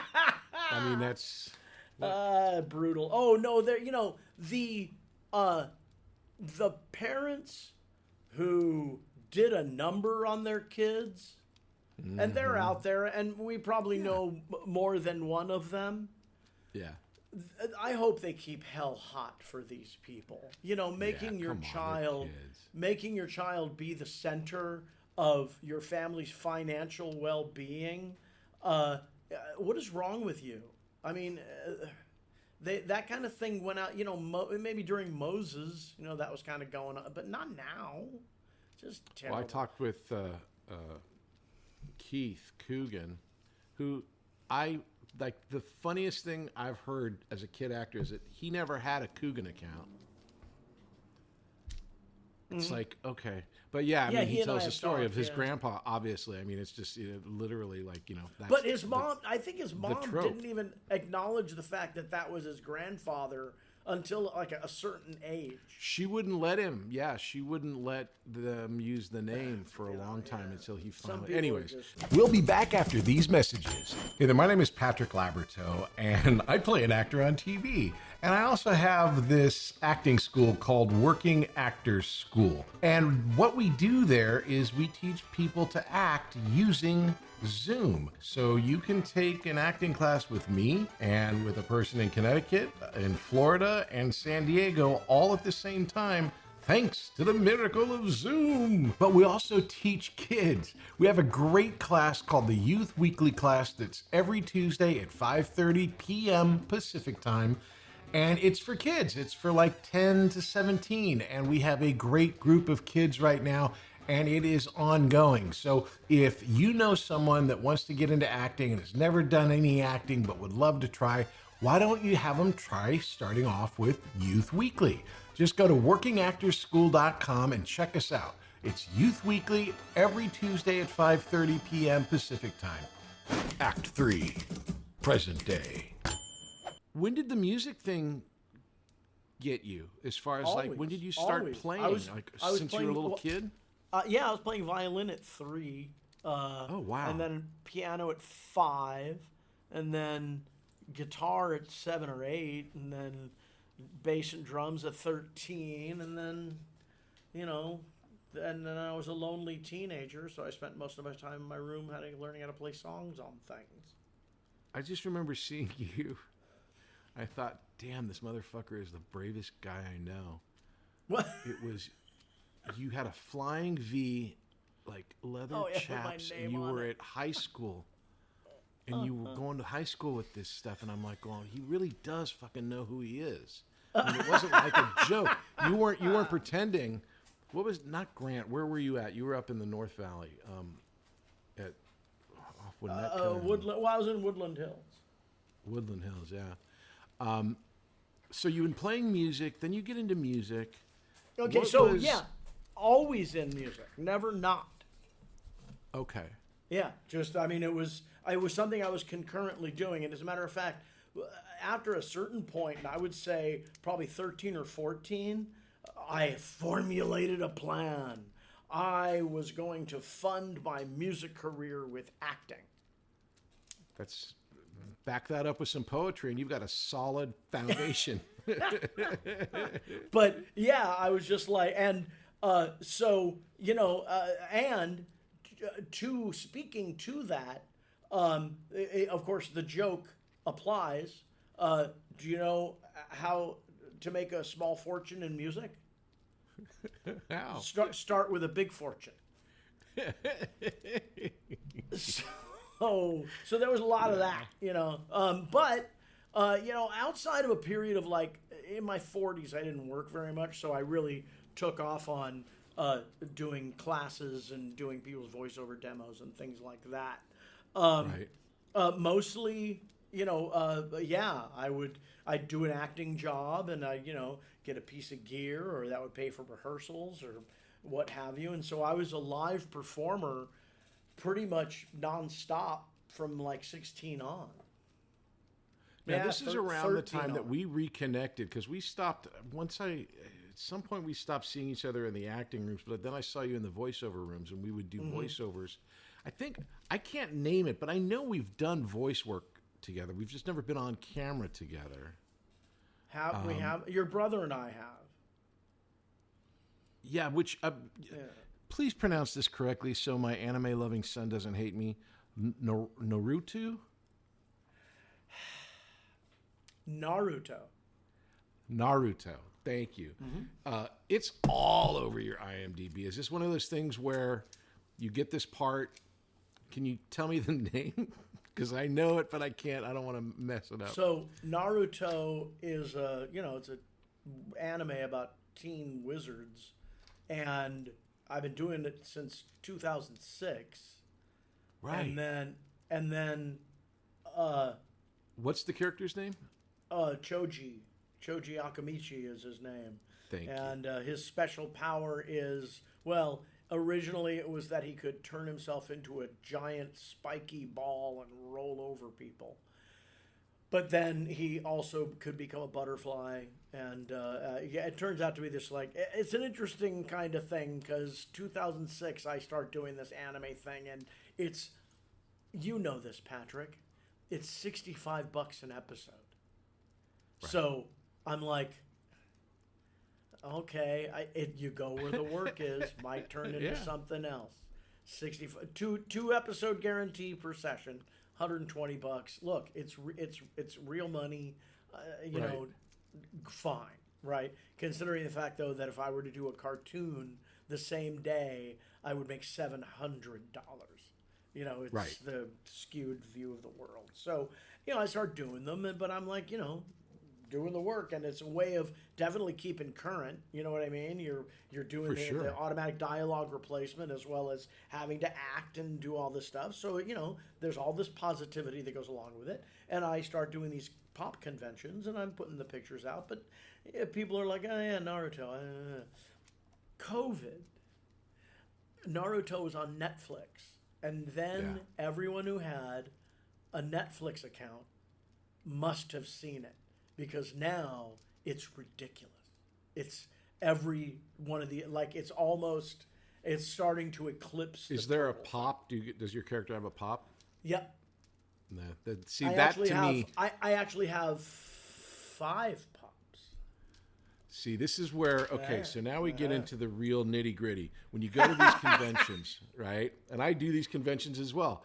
I can do a Little House convention, or I can do a pop culture convention. Yeah, summer school or Comic-Con or whatever. But for me, it's Little House. Heathers. Yeah. But still, those are small. If you have a pop, holy shit. There's a guy I was sitting next to at Comic-Con. First of all, I was sitting at Comic-Con not signing anything. There was a Abraham Lincoln lookalike guy who was making bank by signing Abraham Lincoln on pictures of himself because he looked like Abraham Lincoln. And then over here, there was a line, and there was guys with pallets of pops, and this guy was signing this guy named Bryce Pappenbrook because he's got all of these different pops. So yeah, the level is, if you've got a pop, then you know you're going to have a successful weekend. So congratulations on that. I sure hope. Well, yeah, okay. So it's like 3 Mikeys and a Choji. And I was in this Luc Besson movie called Valerian. The Valerian. Yeah, and so for a movie that completely donked, but still is very good. You for should it. go see it if you don't know about it. I enjoyed it. I thought it's a really good movie. Yeah.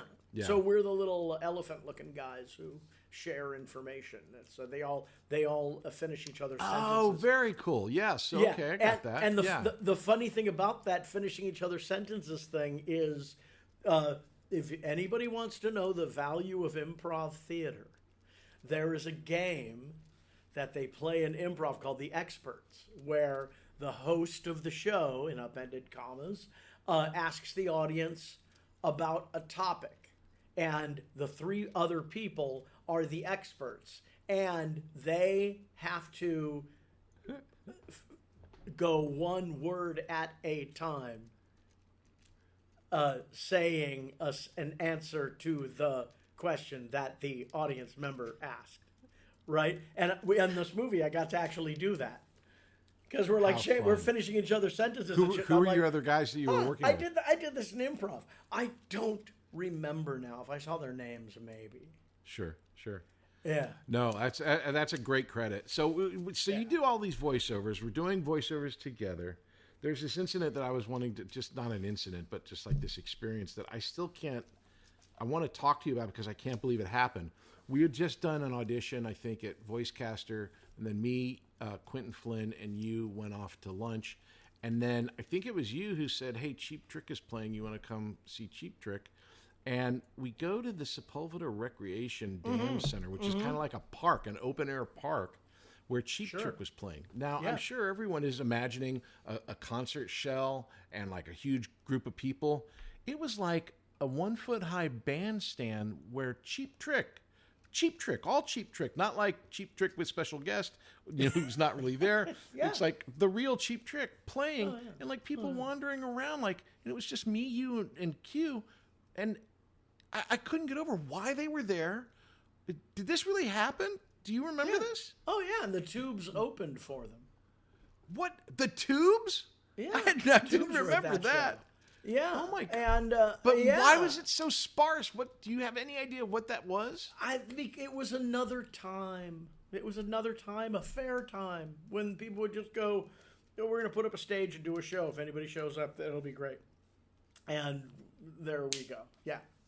Los Angeles used to have all kinds of really kind of cool impromptu stuff like that. There used to be concerts in record store parking lots and whatever. All of these different things. Everyone's at home now. Whenever I think of Cheap Trick and the Tubes and you, I think that's the power pop idea of what it is. Well, if there's a Cheap Trick show, chances are I was there back then. I was a really big fan. The next time I saw Cheap Trick was at the House of Blues with my future wife. It was our first date.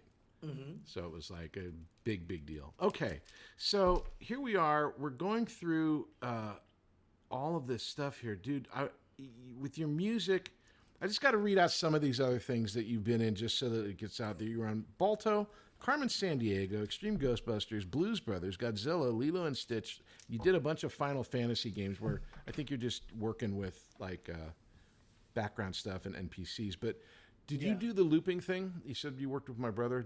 Were you in a loop group at any point? I was. Before. I never took any lessons or anything. So right.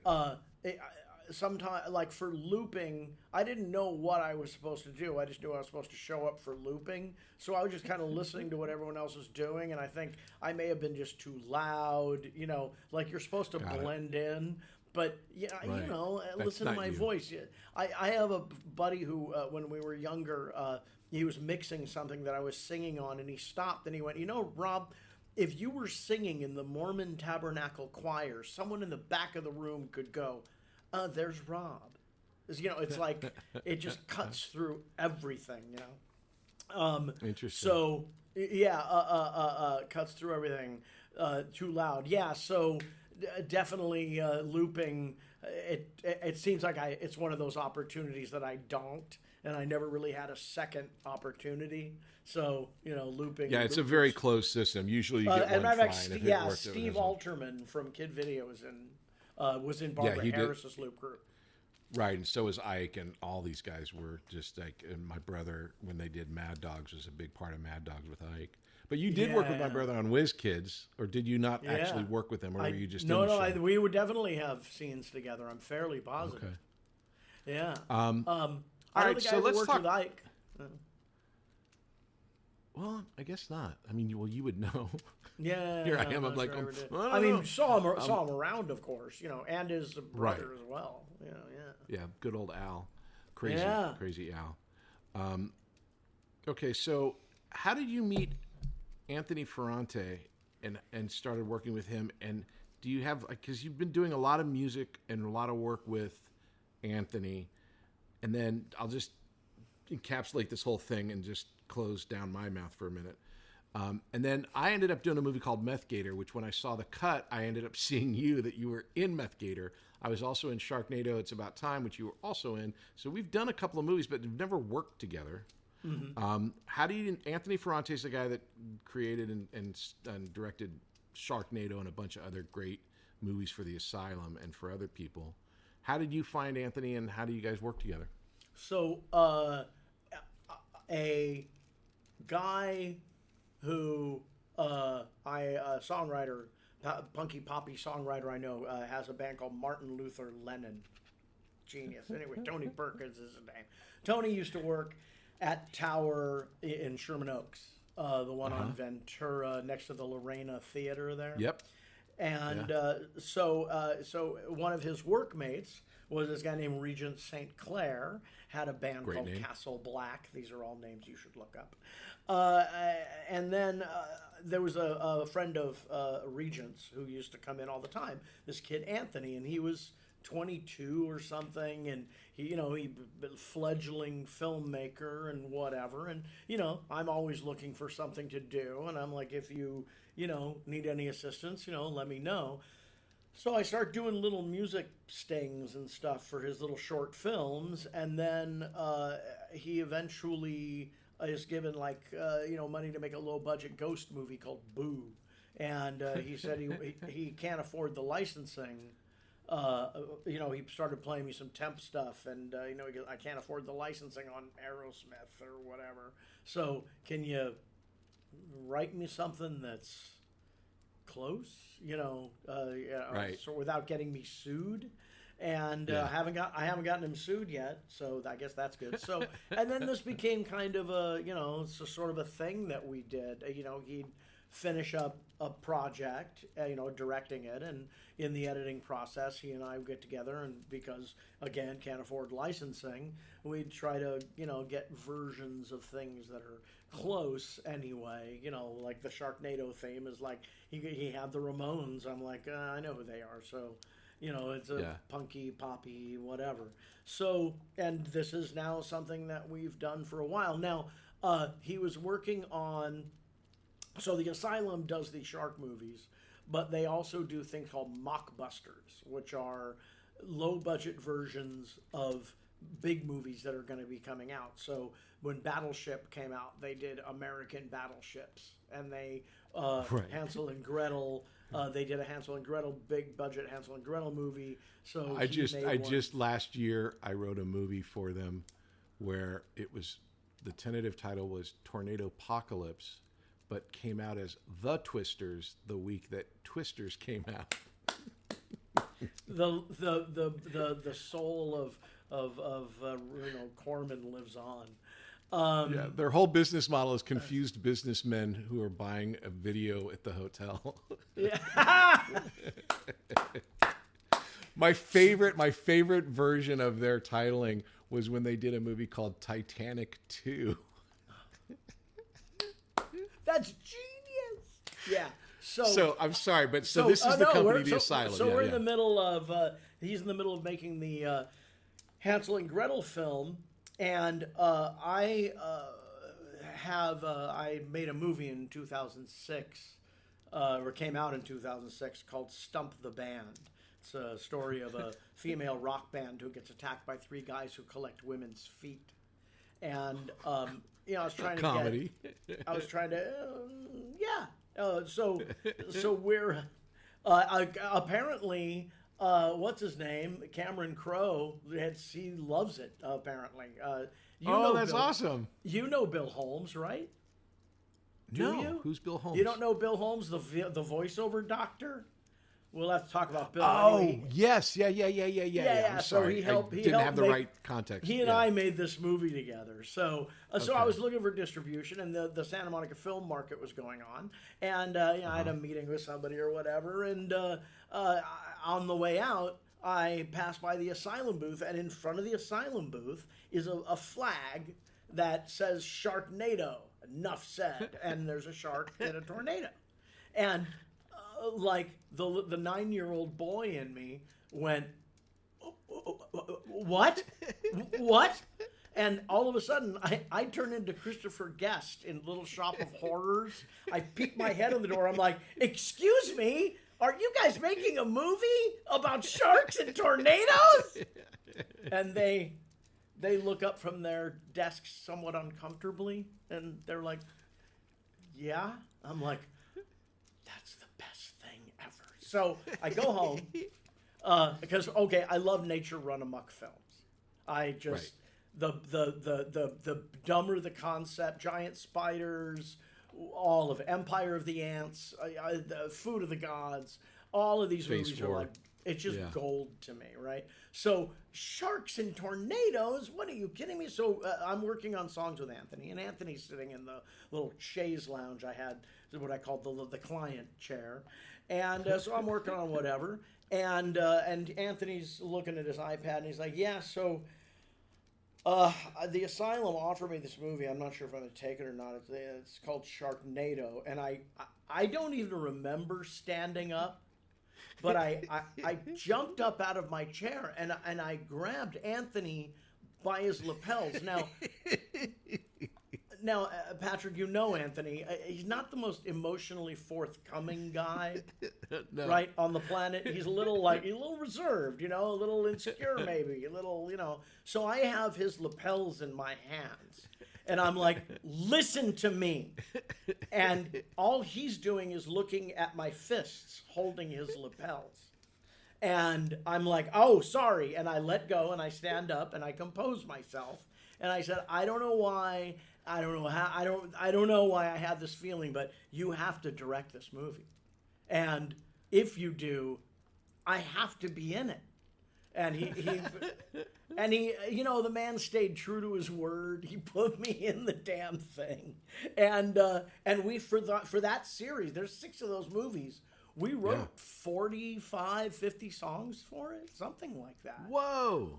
A lot of material was created. All the music that you hear autogenously is you?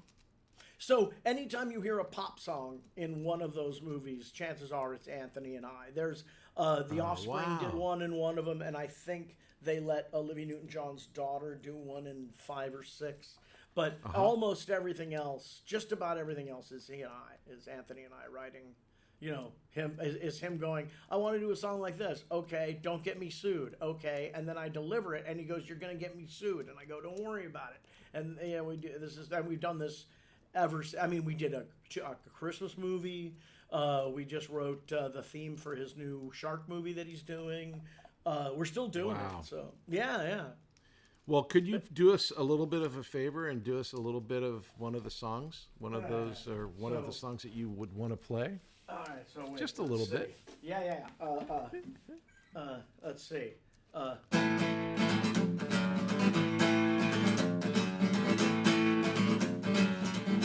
may get this somewhat wrong, but in the swamp, it's time to rock. Killer in the water, and it ain't no crock. Best to keep your weapons cocked. If you can, to just turn drugs o'clock. Hire the cook and the suit of fed. Got Godzilla's body with Rick James' head. The only thing you see is crimson red. The Lizard King is off off his meds. Meth Gator! Meth Gator! Meth Gator! See you later, alligator! Something like that. Oh, that's awesome. That's great. Good job. Good job. You know, I got a call from the producer or the director, and he goes, "Hey, do you want to be in a movie called Meth Gator?" What's the answer? Yes. And you can't say no to that. And then to hear that song. Cocaine Bear, of which Meth Gator liberally takes its cue from. Right there. That's right up. That's smack dab in the middle of my nature run amok thing. So yeah, I was like, "Are you kidding?" And I get eaten again. Right. Makes me super happy. I want now in my old age. I have a goal. Maybe this will keep me going long into my old age. Of on the internet somewhere is like a 2-minute long movie of Danny Trejo dying over and over and over and over. So I have 3 now. I have Sharknado 1, Sharknado 6, and now I have Meth Gator. So I need more death. I need more on-screen deaths. That would be a great supercut. We'll be back after these messages. Hey there, my name is Patrick Labyorteaux, and I play an actor on TV. And I also have this acting school called Working Actors School. And what we do there is we teach people to act using Zoom. So you can take an acting class with me and with a person in Connecticut, in Florida, and San Diego all at the same time, thanks to the miracle of Zoom. And besides classes, I also offer a one-on-one session. It's an hour just between you and me working on a particular piece of material, whether it's for an upcoming audition or maybe you're working on something and you need to have that breakthrough moment. These are really, really fun, and they're really, really great because they're really personalized and intense in all the good ways that intense can be. So if you're working on something, if you want to break through, if you want to have a one-on-one session where you're not working with other people, this is the way to do it. All the information is in the classes page on workingactorsschool.com. Act 4, questions. We are here now into Act 4, which is the questions, or as we like to call it, Tina's Gotta Know. Tina's my wife, and she has all these questions that she came up with. And our first question for you, sir, is called That's Showbiz. And the question is, what is the most Hollywood moment in your life? Tina, I'm not answering that. Let me see. Most Hollywood moment.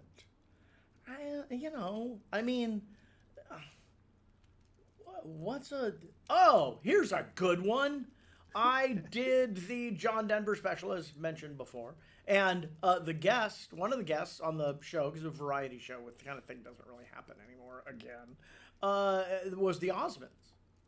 And cool. So I was, one of these shows, this variety sort of format that they did, it was a 4 days of rehearsal, shoot on Friday kind of shoot. And during rehearsal, I just got to see the Osmonds warm up with the song they were going to do on the show, I believe to tape. I don't remember exactly, but I think on the show they did it to tape. During rehearsal, they just sang it. And I remember as a young guy who played a little guitar and really liked songs, I was like, this is just terrific. And I think it's something that very few 8-year-old boys ever get. There's some, I'm sure, but not that many got to experience that. Yeah. That's fantastic. No, that's great. Yeah. So that's Crazy pretty show Horses busy, right? Still rules. It's really show busy. Come on, it's the heart of showbiz. Seriously, I mean, when you think about it, when we're kids like that, we really don't belong in some rooms that like just sort of happen to have these, things happening. Okay, really quick story. I apologize. Yeah. But, so this is an example of something that happens to a 13-year-old in entertainment that I think rarely happens to young people that are not in entertainment. So I did a movie called Having Babies Part 2. With Susan Sullivan, where she's supposed to play a gynecologist. They were trying to make a series out of it, but it never went. But so I play this kid who's adopted, and his adopted mother is Carol Lindley. Okay. And there's this scene this tender scene where she's gonna, alleviate the kid's fear. There's a fear scene, and she's gonna alleviate the fear. She's gonna, in his bedroom, she's sitting on his bed, she's gonna pull him in for a hug. Now, we're setting up the shot. She's wearing a skirt. I go in rehearsal, I go in for the hug, and the director's like, it's not, can you maybe move your body this way around? And finally the director goes, so, all right, Carol, can you open your legs a little bit, please? And Carol Lindley goes, yeah, no problem. And then she goes, come on, Rob, you're going to have to learn about this eventually. Now, now it's innocent, right? It's not, I don't think that's rapey in any way. No. And it's also super cool, and it's a world where any other 13-year-old on the planet would not find themselves in a situation where you have to get a little deeper in between Carol Lindley's legs. That's exactly right. And again, it's one of those stories that, 30 years ago, it's a hysterical, story from the set, and now it's, actionable and legally illegal. Yeah. You can't tell it. Exactly. Okay, well, moving on to the second question, that's Showbiz Part 2. What is the most embarrassing Hollywood moment in your life? Oh, gosh. Pretty much starts in the beginning and it continues up until now. There's how do you want to explain that? Embarrassing. Let's see. Working on a Disney thing called Mystery of Rustler's Cave with Kim Richards, the aforementioned, Christian Jutner, Tony, I forget Tony's last name. I was seeing him a bunch up until my mid-20s. Anyway, so we're all in this thing, and it's cowboys and city kids on motorcycles and cattle rustlers thing that they had going during the Mickey Mouse Club series that was on at the same time, about 77, 78. There's during a battle scene at the end where all the kids, are vanquish the cattle rustlers. Kim Richards is supposed to take my hand, and I'm supposed to kick a guy in the butt, and he's supposed to fall down a hill, kind of a thing. Right. And 2 takes in, and I'm not doing it the way the director wants. And he's starting to get irritated with me. And he finally just says, just have Kim do it. And it takes 1 take and it's done, And I still think about that one, and I'm like, I wonder maybe the embarrassment comes from I'm not completely sure what it was that I was doing wrong. Right. No, those are when adult humans don't, because obviously Michael Landon was great with the kids. I've worked with a lot of people that are great with kids, but when you get a guy that's not great with kids, it's it's just really uncomfortable, and I get the embarrassment. Yeah. It's you don't even know why you're wrong. Yeah, and the funny thing is he's working on a Disney thing. It's all kids. Oh, of course. No, of course. It's just ridiculous. Number 3, show me the money. What is your biggest missed financial opportunity? Now, I don't need numbers or anything, but like in this business, we're always rubbing noses and working with people that there's weird opportunities that always present themselves. So what's your biggest missed financial opportunity? Well, I mean, I would say just not getting a job is a missed financial opportunity. So, Fair. in the same way we're talking about me to you on that one show, and Moosey and me on the other one. It was down to 3 actors, myself, someone else who I don't remember, and Michael J. Fox for Family Ties. Wow. Yeah. That's a missed big one. financial opportunity. Yeah. Yep. Okay. I buy that one. Number 4, show and tell. As a teenager, what was your favorite poster in your room and how'd you get it? Well, it changes because at 13 it's Farrah Fawcett, of course. Check. But by the time I'm 15, it's Queen. So I'm both of those. Fair. And where did you get them? Licorice Pizza? Let's see. Yeah, I think I got them at not Blue Meanie. Blue Meanie was on Ventura. The one that was on Topanga and Wells, I just don't remember now. Yeah, long time ago. I'm a 61-year-old man, Patrick. Yeah. 61-year-old man. You're older than I am. That's all I care about. I'm still a young 60. And always will be. Number 5, showdown. What is the best thing you've ever done? The worst thing you've ever done? Professionally. All right. Like, okay. Professionally. Oh, thank you. Professionally, yeah. I don't want a story about I wasn't bodies in prepared the to swamp. answer the other one. Best thing, the thing I'm most proud of is Doc McStuffins. It is a cartoon Cool. that was on Disney Channel, might still be, Yeah.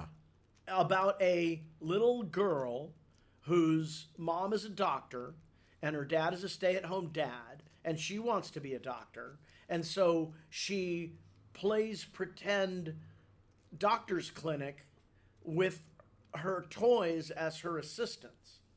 And every week there is a guest toy that will have some sort of malady that she will have to address and help them feel better. And it just so happens that every malady that the toy will have would be something that might a child might need to address. So, and so the kid sees themselves in the toy, right? So Yeah. now all cartoons, the handshake you make with the devil when you do a cartoon is you're in it to sell toys.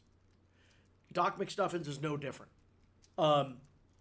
It is designed to sell toys. However, it also has this second layer to it, which is it's there to alleviate children's fear. And so these characters are drawn on the walls of children's hospitals, specifically where the really sick kids are. Oh, man. They are symbols of bravery. And for me, I'm never gonna heal a sick kid, although I wish I could. But if something I was involved in allows for a moment where a kid goes, "You're facing this, so am I," that's an honor. So there's that. And then the worst thing I ever did. That's beautiful, man. It makes me tear up every time. The worst thing I ever did was when Charlie Sheen had his first car accident. It was alcohol related, and he was in the middle of recording 7 Budweiser spots. And it turns out that if you close your eyes, and I sort of bring it down a little bit, I sound a little like Charlie Sheen. So I got these. It wasn't a sound alike, but they wanted this. And as I'm doing the commercials, I'm realizing that really these commercials are aimed at like 17, 18-year-olds, not 21-year-olds. And I started feeling a little like, I don't know how comfortable I feel with this. Even though, I mean, had any of the, it ended up not running, so hey, problem solved.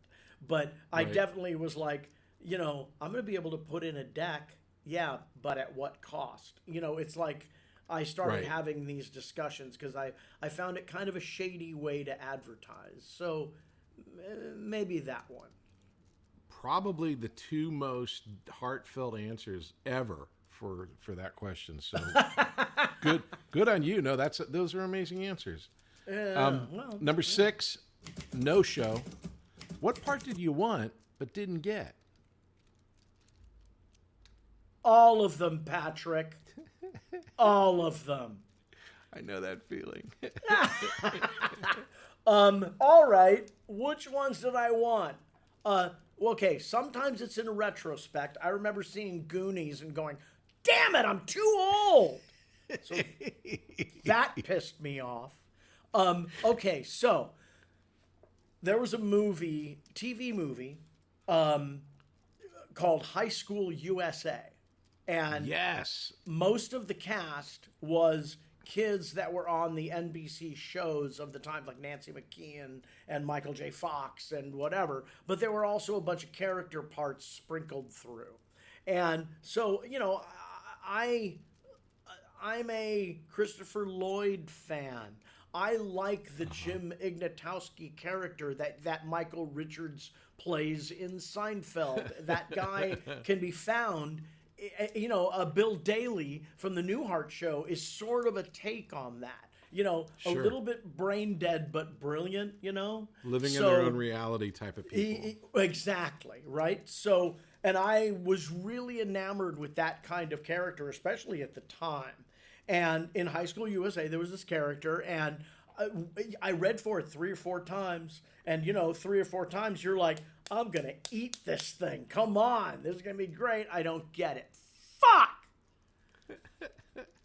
I sit down on the premiere night of the movie, and I'm like arms folded, beer open.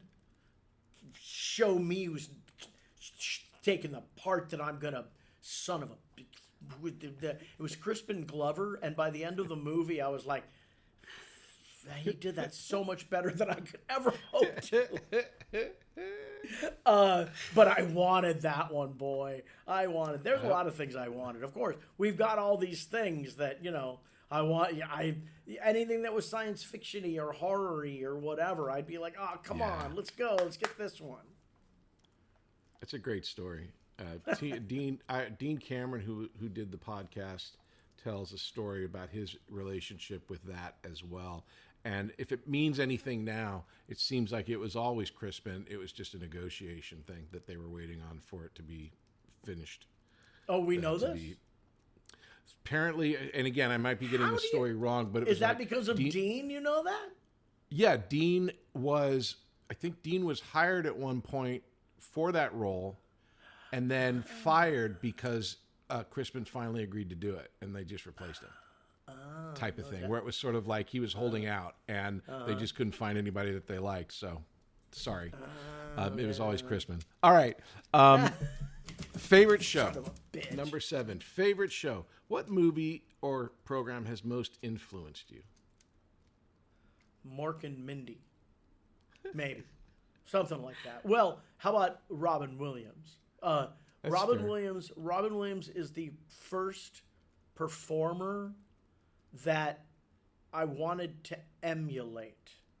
Not so much do his act as be able to process information and run it through the taffy machine and spout it back out in a completely new and hilarious way. I was like, I remember watching that show going, I want to learn how to do that. I love the show too, but you know, and then there's, you know, Cheers definitely did, Taxi did, Barney Miller did.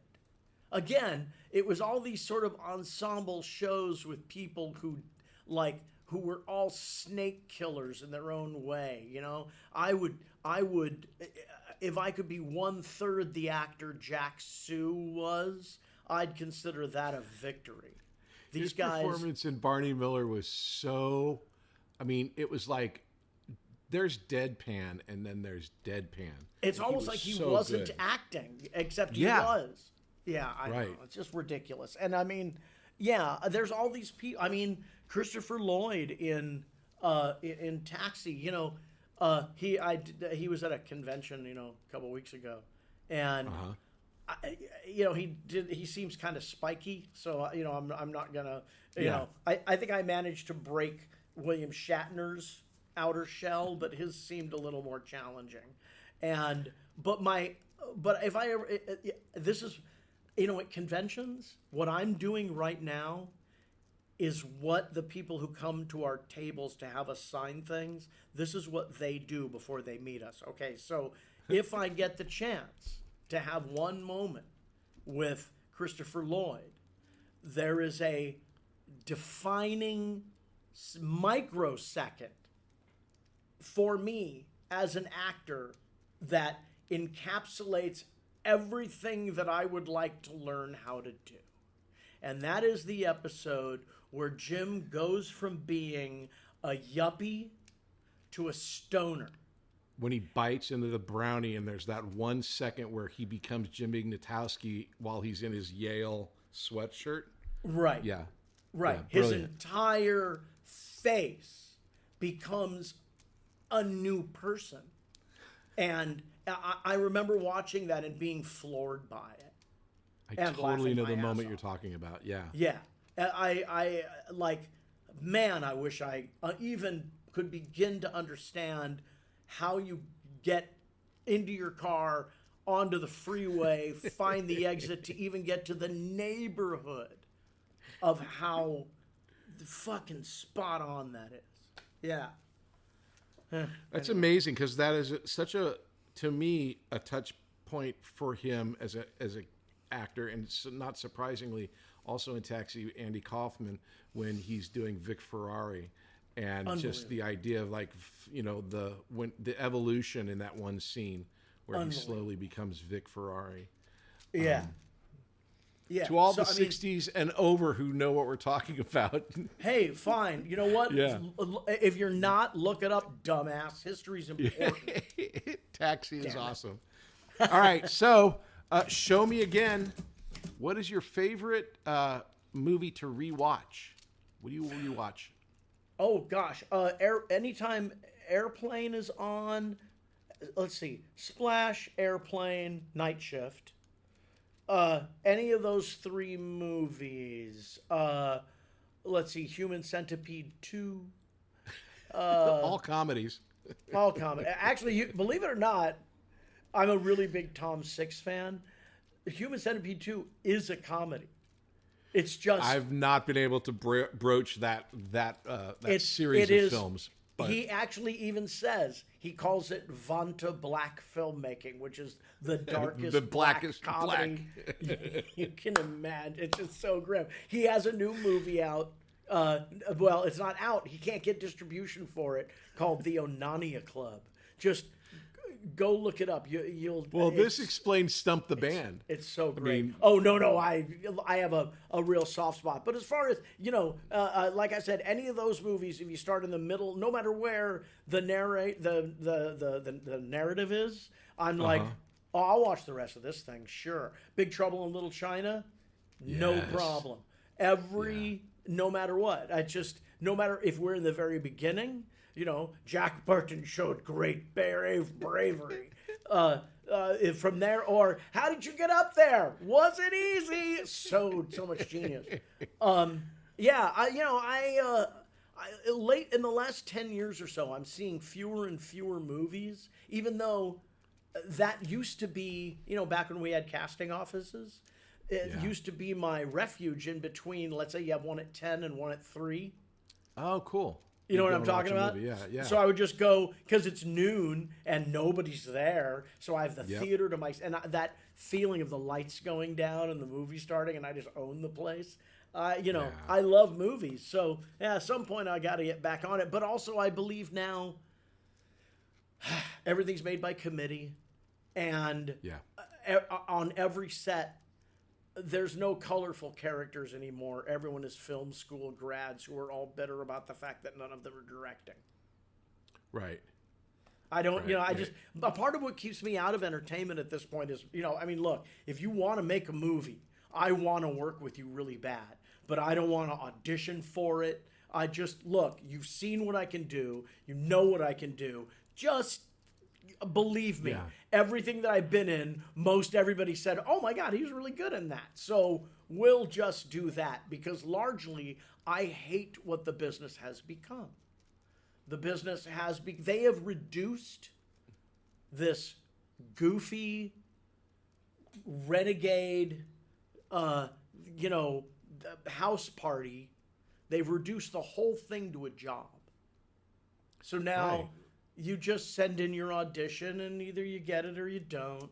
It's like Or- screaming into the void. You don't know. And that's one of the reasons why I love working with the asylum. I'll do anything they ask me to do because for 5 days or a day or however long they got to shoot, you get to do some crazy shit with a group of people that are only there because they love movies. Because no one's making money. They're barely making money making these movies, but the crew is like, they want to learn, they want to know how to do this or make this or how do we make this, and it's the best experience. But I hear you. Yeah. All right, final question. I'm also Number 9. 61 and it's my right to be pissed off. So Well, sure, you get to be the crazy old man with get off my grass. Number 9, show me some love. What's your favorite performance of mine? Oh, well, Heather's is pretty solid.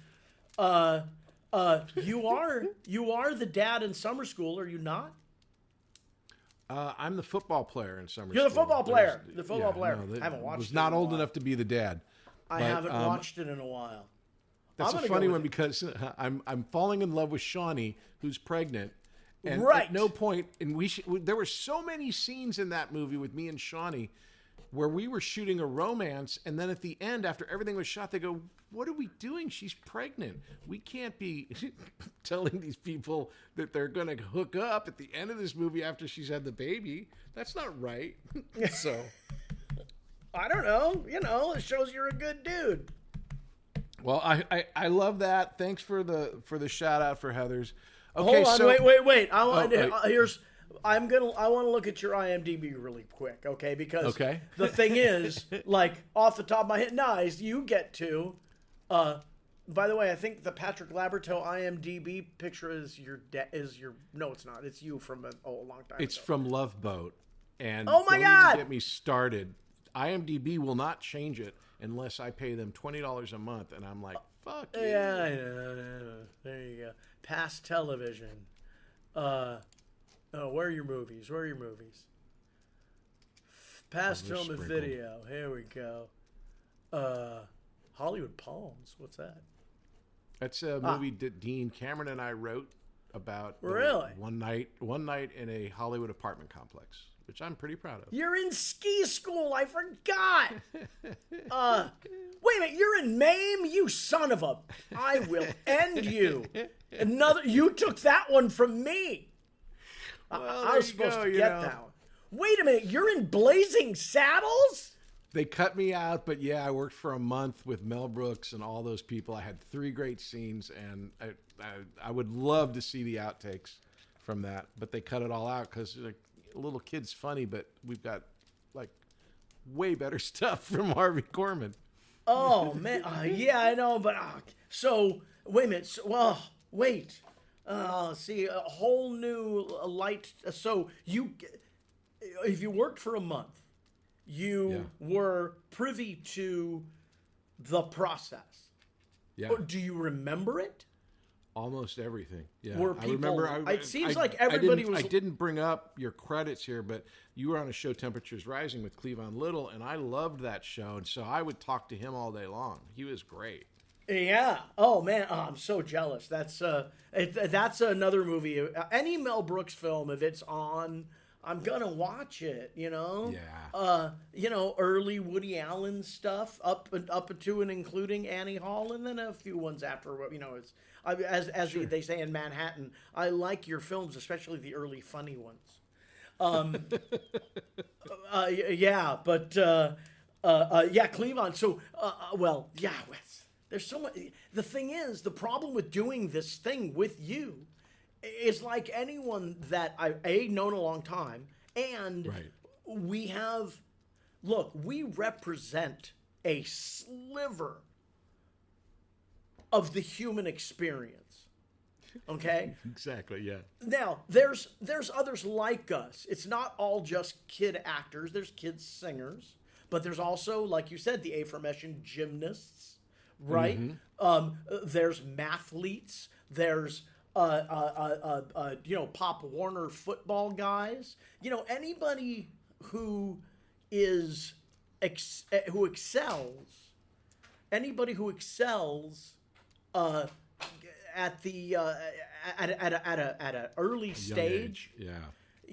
It's just you might as well have an arm growing out of your forehead, right? You're a mutant.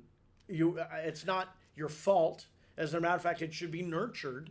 But at that age, it makes you a mutant because when you're a kid, your job is to disappear into the crowd. You're not supposed to stick out. That's why it's such a terrible time now with camera phones that, young people can't, vomit out the car window and have everybody forget about it. Right. Tomorrow it's all over TikTok.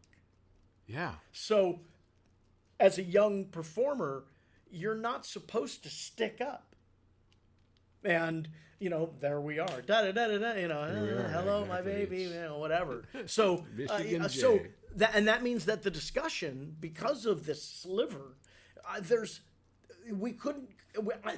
you're going to have to now be on the spoon, and then I'll have to come back to this just so we can and then maybe we'll stitch the entire story together. Epilogue. Well, speaking of the spoon, we're in the epilogue. What do you got to plug? Tell me all about the spoon. Okay, the Spoon is my audio cast. We're just audio, thespoonradio.com. It's large. We describe it as playing with a cat with a laser pointer. So, yeah, it's... I like that. Yeah, it's Where can people find the spoon? It's in that Seinfeld-esque thing of it's not about anything. It's just about who we have on and the discussion that comes from it. So, Awesome. and we're super interesting. Yeah, I buy that. Yeah. Well, they are. So, thespoonradio.com is that. Okay. I have a Bandcamp page. I don't know if you know what Bandcamp is. Bandcamp.com. Look up my name on that. Got a bunch of stuff. I have a YouTube channel, a Robbie Rist YouTube channel. You can look that up. There's also, under the YouTube channels, there's Quint, which is me and Anthony Ferrante doing stuff. If you just type in Sharknado 1 through 6, there's a hilarious, speaking of famous people who I greatly admire, who are who I never met. Gilbert Gottfried is in the video that we did for the last Sharknado, and he's genius in it. He's everything you want him to be. So there's a bunch of Quint stuff. You can look that up. Like I said, the Robbie Rist YouTube has a bunch of stuff. I have an Instagram. Well, down in the descriptions here, I'll have all of the I have an Instagram, and then I got a Facebook page. So I'm all beautiful. Just do a Google search. You'll see lots of stuff, and who knows, it might take you all kinds of crazy places. So. Well, Robbie, thank you for joining me here on the Patrick Labyorteaux Show with Patrick Labyorteaux. I'm sorry that you lost control of the entire thing and tried. I know from from the jump, from the second after I did the introduction. Well, the thing is, though, I think you did an admirable job of throwing out the lasso and going, whoa, whoa, whoa, whoa, let's bring it in there, cowboy. Come on. So thank you. Well, we are just at the beginnings of our career, young man. We started when we were 6 or 7. That's how long we've known each other, literally 50 years or something. So we will continue to do what we do. And thank you again. And I will love to be on with you with the spoon. Yeah. Thanks And for it's a coming on real this show, pleasure to talk to you. And I hope this thing is a huge success for you. You need like a buzz phrase or something that you can put on a sweatshirt. Something like that, like pay me. We've done it! We've done it! It's the Patrick Labyorteaux Show. Patrick Labyorteaux. He's the one you gotta know. Hey, everybody, thanks for listening. I'm really, really glad you're here and checking out the podcast. It is an audio podcast wherever you get your podcasts. It's a video podcast over on YouTube or on Spotify or wherever you get the video ones. All of my socials are Working Actors School on TikTok, on Instagram, and on YouTube. Please check us out. If you want any information about the school, it is at workingactorsschool.com. We've got classes going on all the time. And again, thanks for listening, and we'll see you next time. It's the Patrick Labyorteaux Show. Patrick Labyorteaux. He's the one you gotta know.